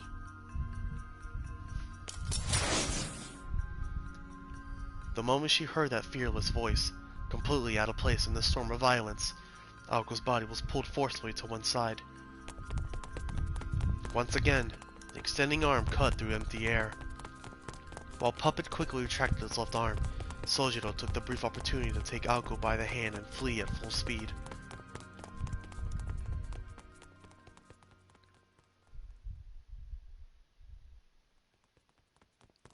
Now this is a long-ass chapter. Sojiro ran through the corridor as fast as he could, only stopping when he had put enough distance between them and the puppet. その考えてみると Yeah, fuck your escape. I'm fighting. Though he had saved her, she looked angry rather than grateful. This did not keep Sojiro from saying his piece. 明日はどうも忙しいみたいなんだ。 In other words, let's finish this today. A rather awkward proposal. Aoko remained silent. She was also rather angry. Not that she could not figure out what made him tick, nor because he returned after escaping. Not even because he was spouting his typically airheaded lines. It was, she supposed, that instant. The fact that when he grabbed her hand, her mind had gone completely blank. Aoko found it unforgivable. Which beckoned the response. あなた、正気？ Let me answer for him. Yes. I'd be gone. In the heat of the moment, she blurted it before she could stop herself. それとも自殺願望でもあったわけ？私もあいつもあんたなんか殺す対象に過ぎないのよ。少なくとも恩を売る相手じゃない。言っとくけど、私助けられたぐらいで曲がる信念は持ち合わせていないから。Remove that ape between dozen and change. Sojiro nodded, clearly unperturbed. 青崎がそんな可愛らしいもんじゃないのはこの夜だけで骨身に染みてるよ。 She found herself slightly offended. けど君は勘違いをしてるから少し正そう。あいつの狙いは青崎だけじゃない。君だけじゃなく俺も殺す気だと思う。 She was having none of it. Her eyes shot daggers his way. 話は最後まで聞く。どうしてかっていうと、1階の入り口あるだろ、あの細長い通路。I see what he's trying to do. なんでかあそこから先に進めないんだ。逃げたくても逃げ出せなくて仕方なく戻ってきた。 Alco's eyes widened ever so slightly in amazement. Not out of shock, but rather admiration that her enemy would go to such lengths. I mean, you kind of put him in that position, so... それにさっきので完全に敵扱いされた。あの人形こっちをじろっと睨んできたし。いや一瞬でよく見えなかったけど生きた心地しなかったな。青崎も気をつけた方がいい。多分よっぽど怖い顔をしているに違いないぞあれ。それはご親切にどうも。 Dude, you literally just insulted her. うん。なんでこれはもう他人事じゃないんだ。青崎と人形、結論としてどっちが勝っても俺は殺されてしまうんじゃないか。そうね。そこまでやってるなら目撃者は消すでしょうね。私みたいに。だろ。でも俺はあいつには殺されたくない。え？ His words were decisive. As Alco looked up at him, she could swear he was trying to encourage her. It was then that she realized. Sojiro was looking even worse than before. ちょっと待って。大丈夫なのあなた。まあ醤油を一升瓶飲むよりはマシではないかと。He tried to make light of the situation, but his forehead was clearly drenched in sweat. そうか。さっき人形に近づいたから。I mean, if you're standing in close proximity to something that's basically leaking curses, yeah, you would feel like complete shit. Total complete shit.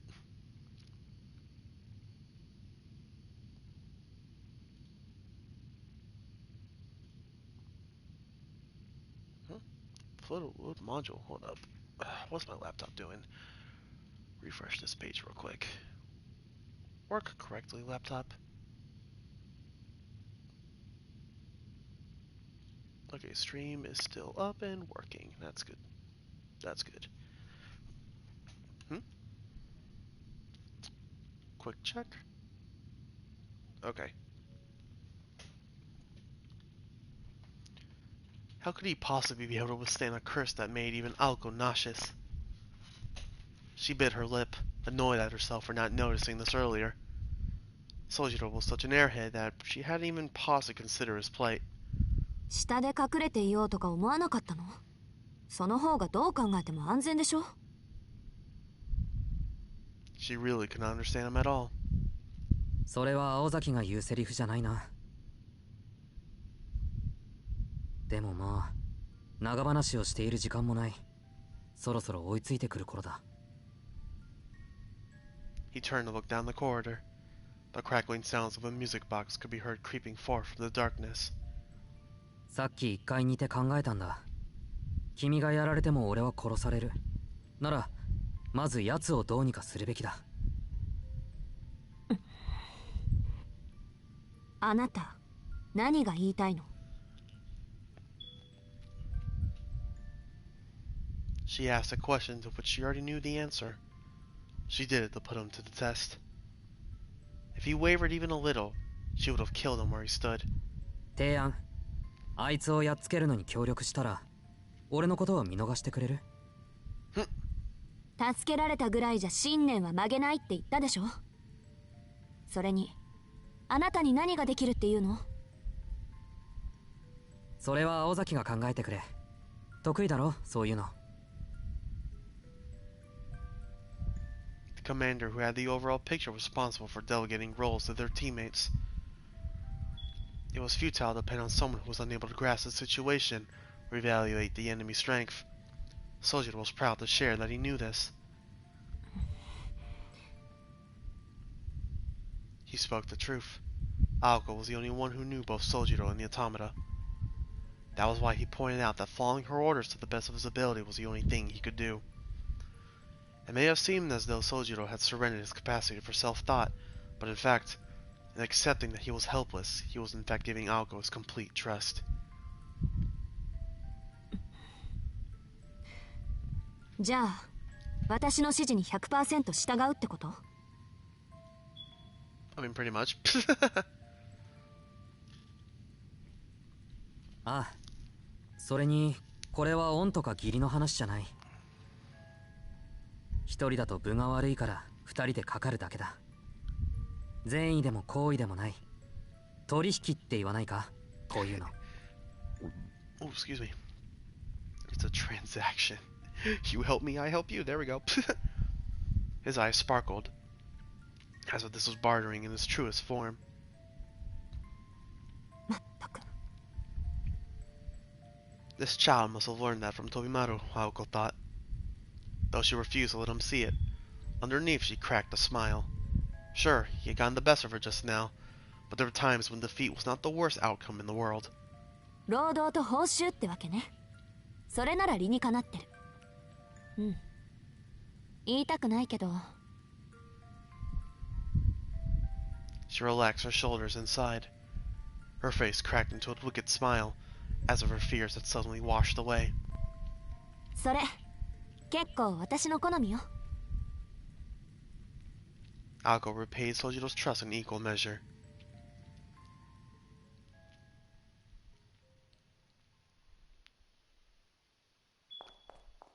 結構きついかもね。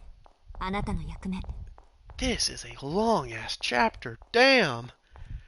I did say one more chapter, but god damn, it's kicking my ass. Aoko warned Sojiro, moving as fast as she could without her footfalls causing a din of noise. Sojiro remained near the center of the spiral maze on the second floor. 実を言うと、もう一つ用意しておいた仕掛けがあるの。自分でもやりすぎだって呆れたもんだけど、あなたがここに来るのが遅かったから。ちょっと。Oh, whoops. Sorry. 仕掛けって俺用の？ Okay, that was a Discord notification. Thank God I have a laptop. Okay, nothing for me. Sadness.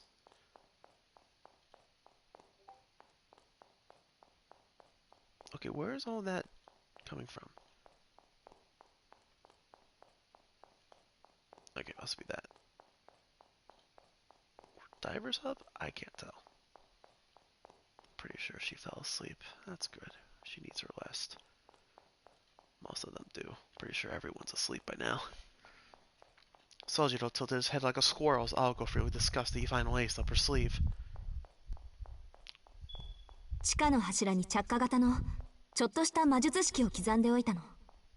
中心の柱に点火することで連鎖的に他の柱に仕掛けた魔術も起動する。Hold up. ジャミングを食らう前に作ったものだから直接魔力を叩き込めば一気にこういくわ。Sojiro was a little unsettled about how unclear that last bit was. 青崎、こうじゃわからない。できるだけ明確にどこまで爆破する気だったのか白状してくれ。あと、もしかして俺、早まったか。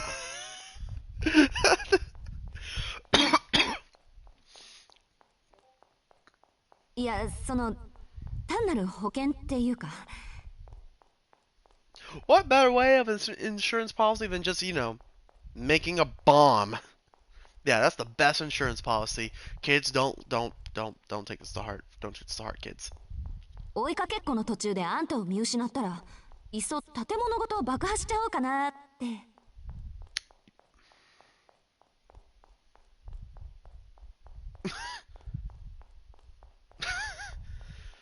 It was her policy to be thorough to the end, after all. She laughed in embarrassment, saying it out loud, though. いくらなんでも徹底しすぎてる。 Faced with Aoko's cruelty, Sojiro forgot about the situation at hand and protested from the bottom of his heart. 何よ、いいじゃない。そのおかげでなんとかなりそうなんだから。Yeah, just big boom. Shaman will be proud. She shot back. Aoko dashed down the corridor, mumbling things that probably would have sent Sojiro packing if he heard them.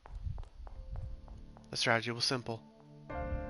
Aoko would use the escape route to the right and avoid the puppet while making her way down to the basement.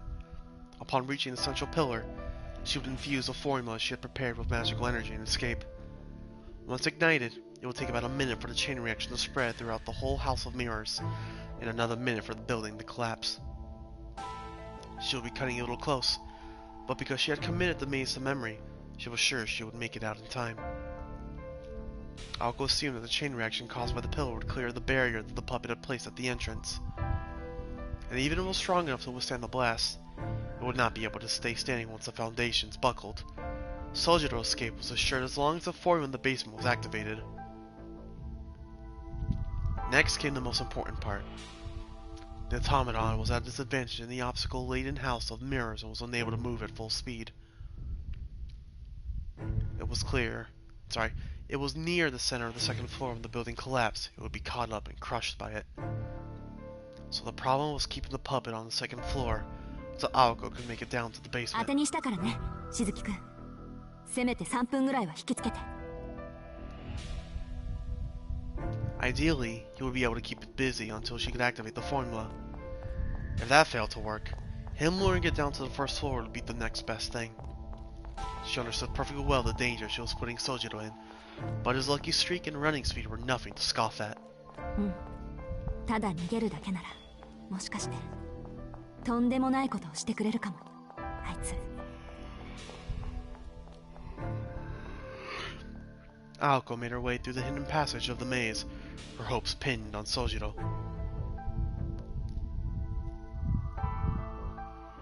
Meanwhile, well out of earshot, Sojiro was readying himself for another desperate chase.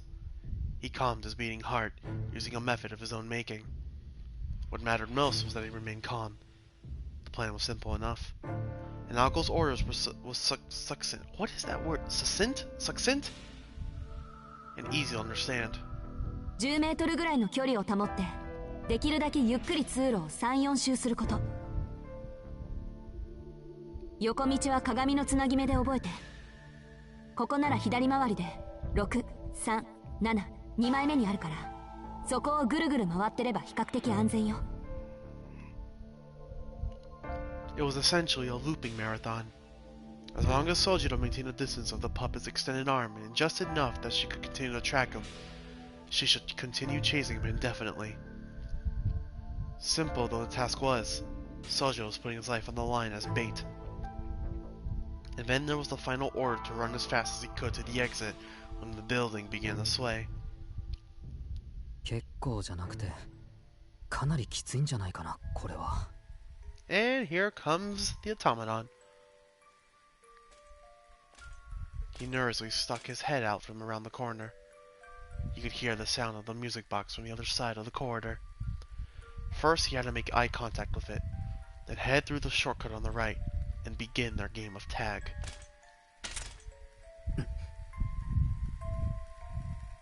He spotted and braced himself. Closer. Closer.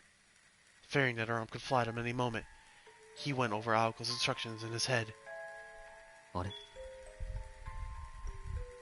However, he could not quite remember which pane led to the first hidden passage. Oh, fudge. The third? The sixth? The ninth? No. He was sure that was mistaken. He was confident he had it memorized moments ago, but his nerves had gotten the best of him, and his head was now spinning. Then, Sojiro realized that the sound of his pursuer was beginning to grow distant, and at an incredible speed. Huh? Huh? What the? 何? That's my face right now. That's my face!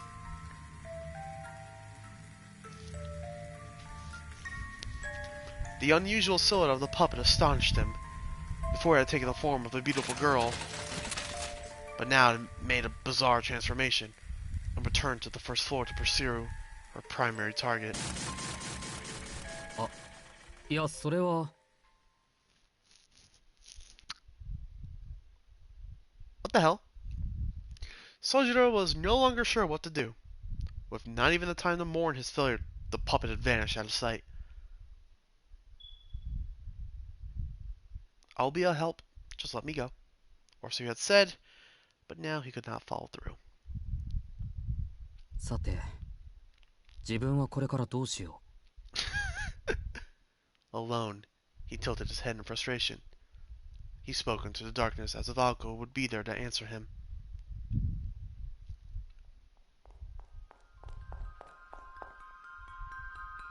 That very moment, having arrived on the first floor, Aoko quickly understood what had transpired above her. She did not even have to strain her ears to hear the puppet. Even during its heyday, its attraction never made sounds like the one she heard coming toward her now.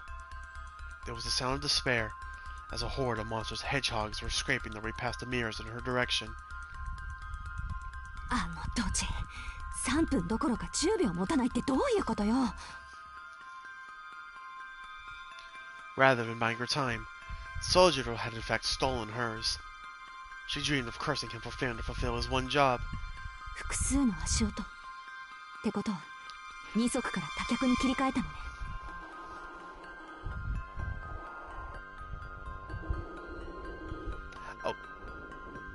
Those sounds fucking scared the hell out of me.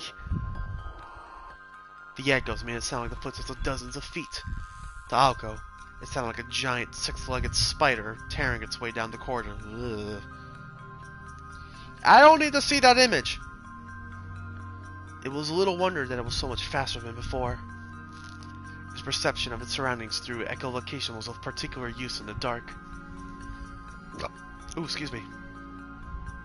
Compared to its sight-dependent humans, this automaton was far better equipped to navigate its way through the labyrinth of mirrors. If it could not keep pace earlier, it was because its bipedal mode of movement was not up to the task. But the stability provided by multiple legs gave it speed that far exceeded that of any human. どうする？どうする？どうする？ Her thoughts spun out as she tried to come up with a plan B. All she knew for sure that this was a pivotal moment. If she continued standing still, she had seconds left at most. Even in her current state, she knew she could easily neutralize the bounded field blocking the entrance without casting a spell. All she had to do was pour a little of her own energy into it. Aoko could sprint with all her might for a little more than 3 minutes. The puppet had far more stamina than she did. She could only come up with 3 options. The first was to escape through the exit in front of her. The second was to hide herself somewhere from the far more complicated first floor. And the third was to run to the basement and be struck like a rat in a trap. なんだ。考えるまでもない。 She made her decision with zero hesitation, moving her stiff legs again with determined strength. The oncoming storm was almost upon her. Her resolve firm, she turned and ran, descending into the darkness.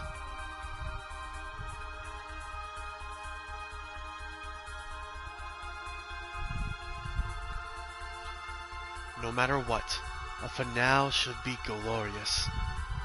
This would be the Mirror Castle's final scene. 2 humans and a puppet. A young sorceress ran toward the subterranean heart of the castle, while an autonomous antique chased its prey into the depths of a demonic dungeon.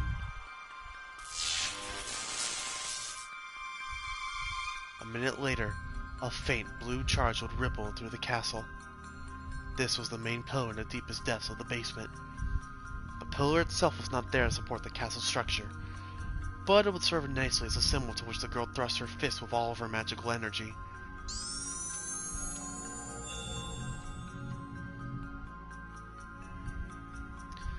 This was the blow that would bring down the castle. She imagined the scene as she threw the punch, a scene that would soon become reality. It was simple ignition magecraft, meant to release the condensed magical energy engraved into the 4 pillars that form the foundation of the structure. using electricity as a switch meant virtually instantaneous activation.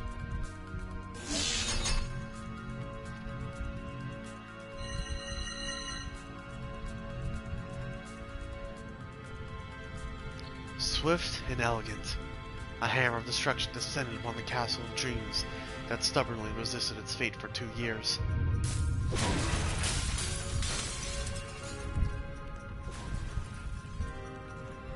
It was almost a joyous sound, and so, the lifeless and abandoned castle of mirrors set the stage for its final, most spectacular performance. Aoko's magical energy became an electrical charge that activated the Magecraft formula engraved into the pillar. The chain reaction would lead to the castle's destruction. ご苦労様。でも、思ってたよりくたびれてたのね。これじゃ1分持つかどうか。The plaza in the center of the basement. Aoko tried to steady her breathing while rotating her magic crest at full speed. She wreathed her arms in blue light, fully aware that she could no longer activate another formula.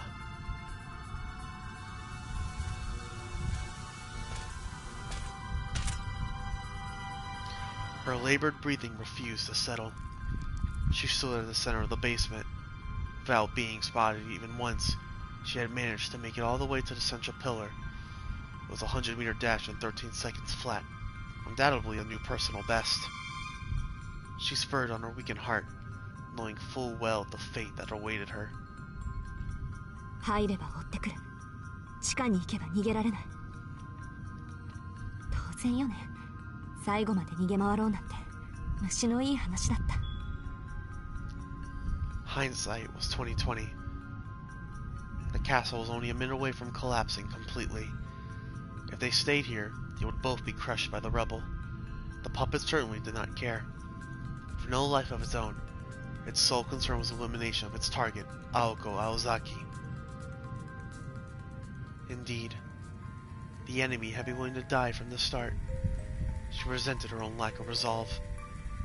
It wasn't like her to tuck tail and run from an opponent that didn't fear death.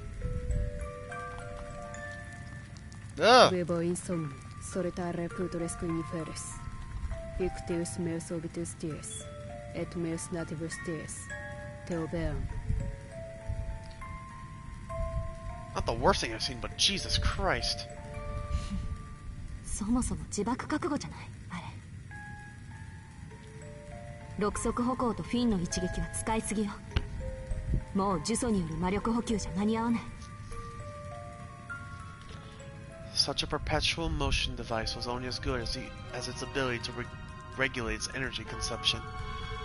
Using so many functions at once meant it was burning through full fuel quickly and losing the ability to process the curse that powered it. It was using up all the functions that had been clearly given to achieve its aim.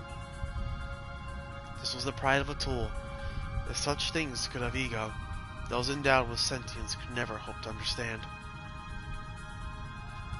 A beast born to do nothing but run would burn any human who faced its resolve.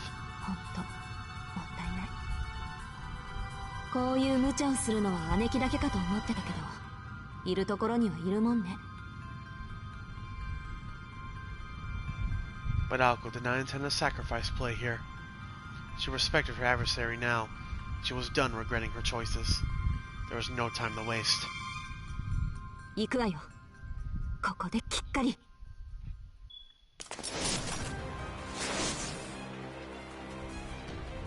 Aoko had every intention of paying it back double for what it had done to her. The energy Aoko had accumulated exploded out of her right leg. Oh man, this soundtrack, Jesus Christ. She aimed for a single thing, a head-on attack. The enemy's response was a curse to crush her heart.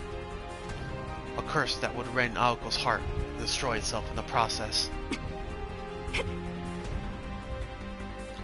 As soon as she saw it, Aoko kicked the floor as hard as she could. Her long hair swirled through the air as she flipped aside.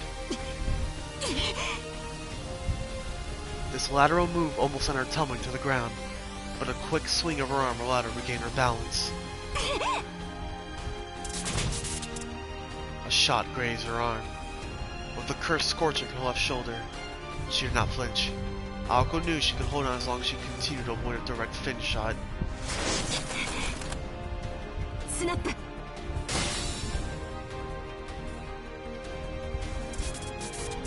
Off balance and in pain, it took her half a second to recover.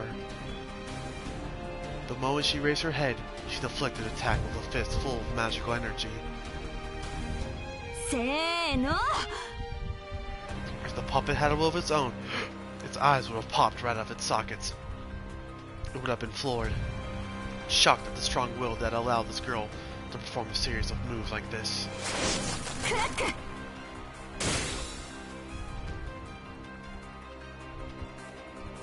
Aoko's response was instantaneous. While her power was not sufficient to completely redirect the arm's trajectory, it was just enough to deflect it harmlessly past her hair.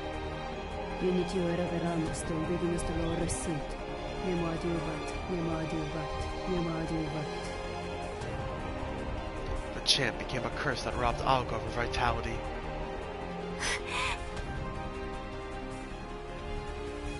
Did it still have something left in the tank? Or was it actually indignant? Whatever the reason, Aoko was easily able to resist its weakened defensive maneuver.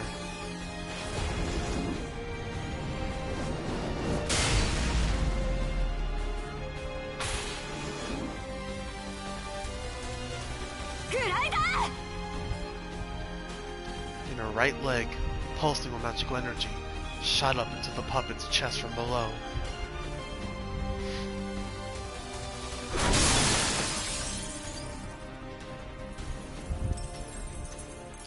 It was much lighter than Aoko anticipated. Or rather, she felt little resistance. The automaton's weight was determined by its Eternals, the size of its power source. Ironically, it was the superiority of its music box engine that would prove to be its downfall.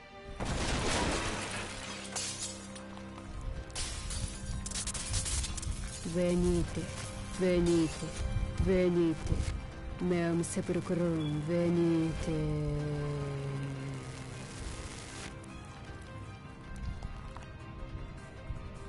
A stuttering curse. Having taken the full brunt of Aoko's kick, the puppet bounced from ceiling to floor, collapsing in a heap. His eternal construction had been warped by the impact, leaving the drum of the music box that powered the puppet warped as well. 恨むなら設計者を恨みなさい。ダイナモの一つでも積んでいれば、もうちょっとは重たくなったでしょうに。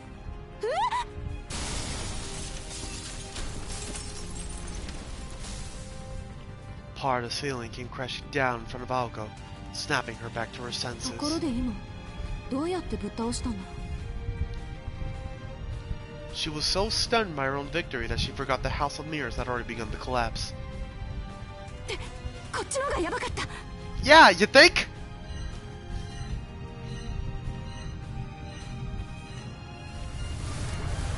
There was no time to relish in her victory or pity her opponent. Not unless she wanted to meet the same fate.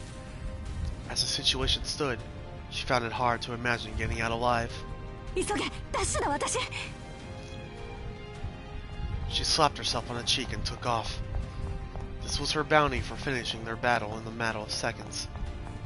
With her breathing labored by all the excitement, she ran for the exit.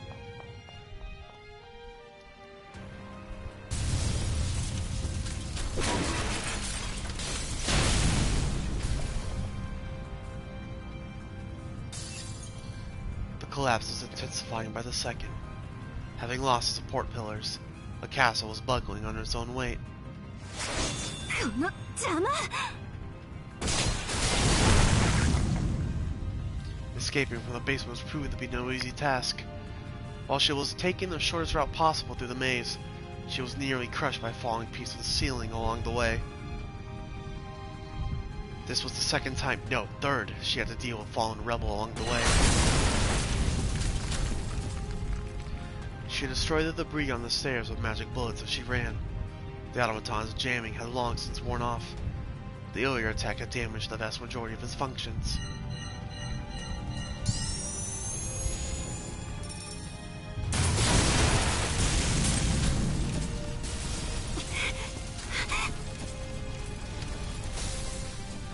breathing was heavy as she ran.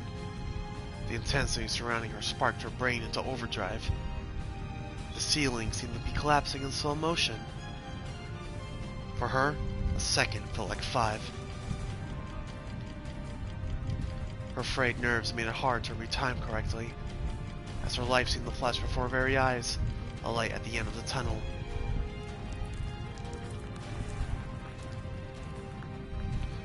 There was debris riddled throughout the stairway, forcing her to crawl up it.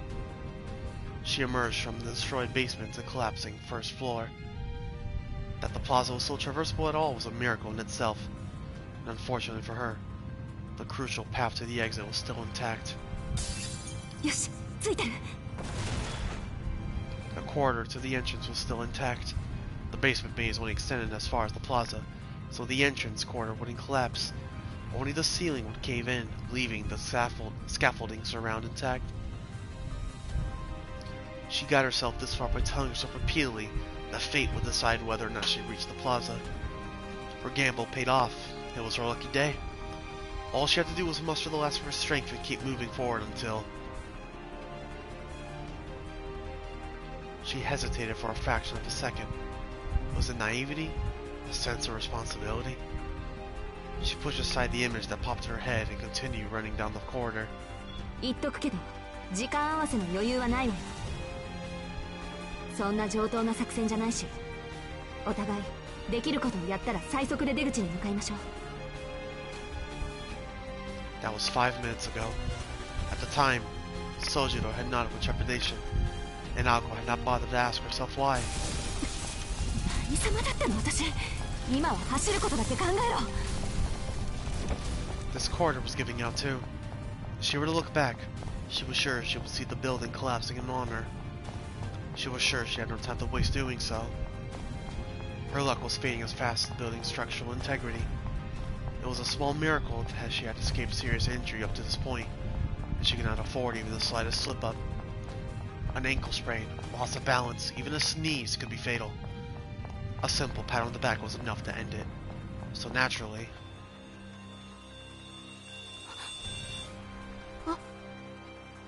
There it was, clear as day.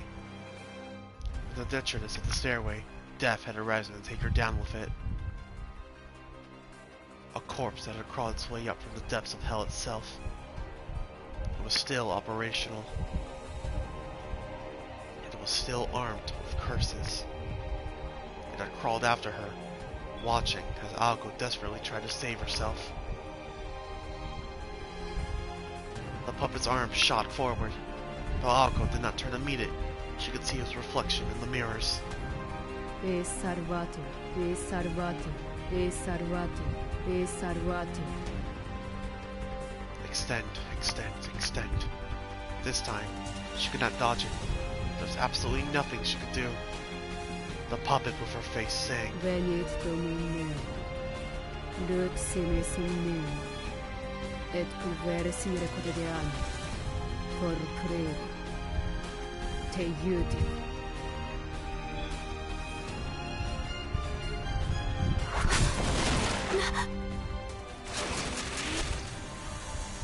For a moment, she could not believe her eyes. This was the last thing she expected to see. しつこいぞ、お前。 A fierce expression adorned the face of the boy who had been waiting the plaza as he smashed the puppet's outstretched arm. Anger really did not suit him at all. His weapon of choice was a fire extinguisher. He must have searched the maze for something to use as a weapon. No, never mind that. It was too crazy to contemplate, but had he stayed behind for her?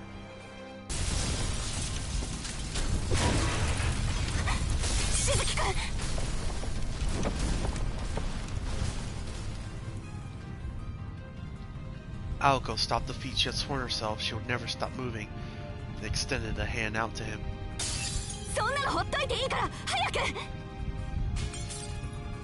Sojiro tossed the fire extinguisher aside and took off running.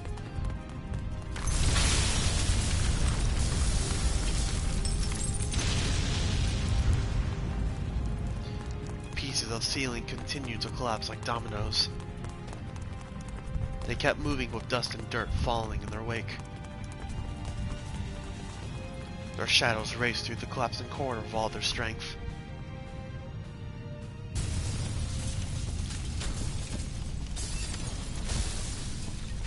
The castle was in the throes of death. With a massive crash in a cloud of dust, the final chapter of the fairy tale in Kitsyland came to an abrupt end.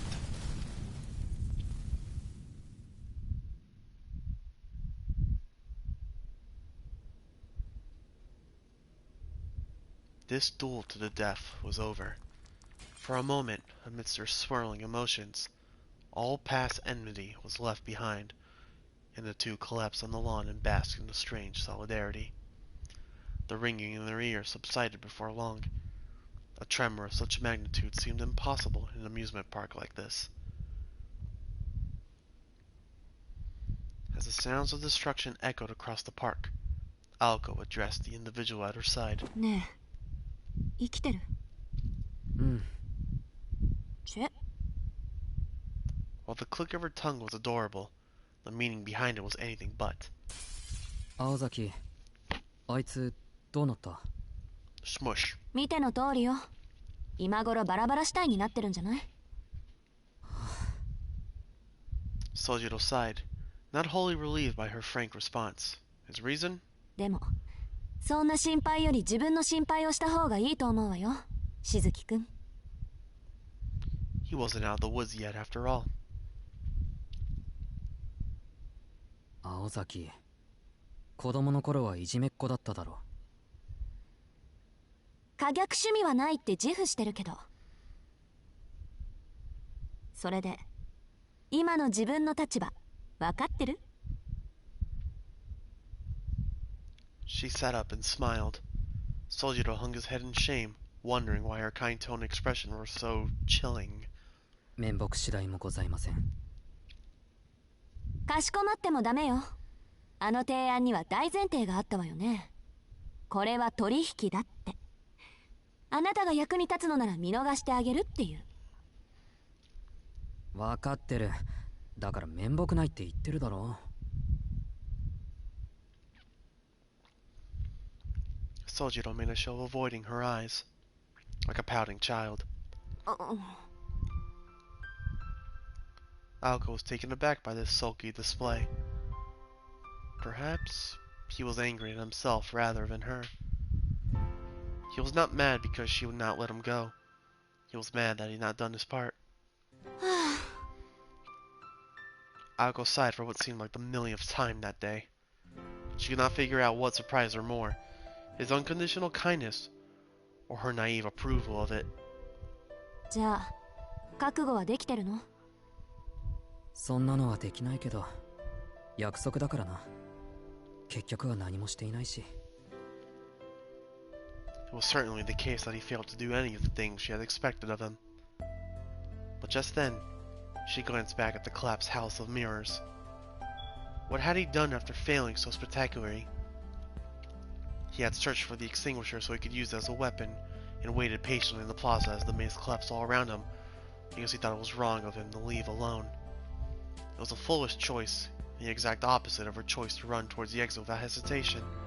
ま、それでよしとするか。 She was satisfied, even as she was shocked at how naive she was being. It was true they had saved her. She smiled inwardly, admiring, if only for a moment, the bravery he continued to show in the face of such extreme circumstances. 役割は果たさなかったけど、アフターケアは合格だし、約束は守らなくちゃね。 With a nod, she pulled herself to her feet. 約束は、ま、いつか守ってもらうとして。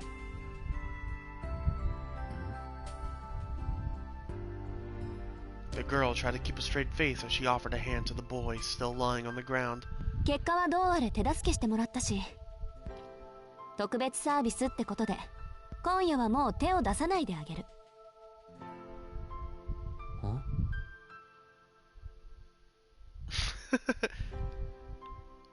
Blush. She bashfully averted her gaze.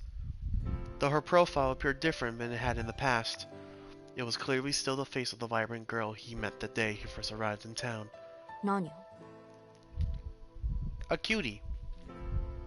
As she felt his eyes on her, she shot him a frowning glare. いや、突拍子もないけど、青崎は律儀だなって。He took her outstretched hand, feeling his weight as she pulled him up. She could not help but think that he was about the last person she wanted to hear that from. ところで、今夜はって言うけど、明日からはさま、その時になったら考えるわ。She shrugged her shoulders as she was not sure herself. The response was so unlike her that it made Sojiro smile. Was it the solidarity of having escaped death together, or their fleeting camaraderie that made them do so? It might have been for this night only, but the air between them was kind and gentle. A lot had transpired, but the winter nightmare had come to an end. The pair had overcome many trials and tribulations and could now leave the mirror realm in their wake. But before that, 随分と身勝手ね。それはあなた一人で決めていいことだったかしら。oh shit!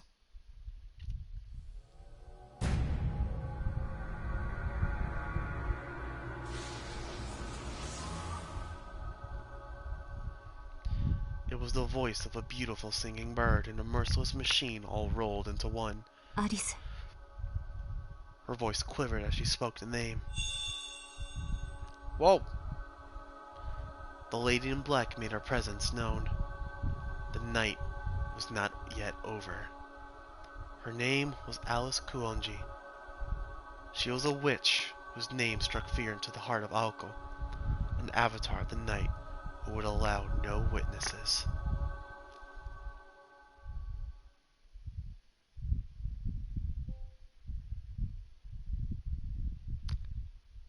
Finally! That was a fucking chapter. Jesus Christ almighty.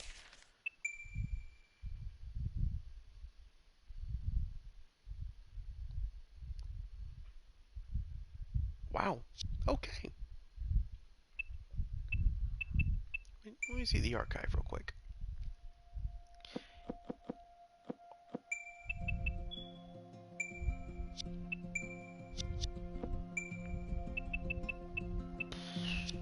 Yeah, no, that's a thick book.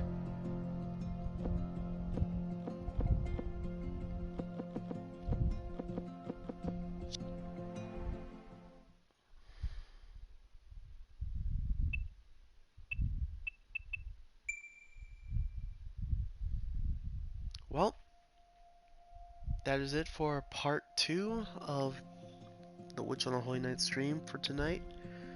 This went longer than I thought. I did not expect chapter 5 to go on for that long. Holy crap.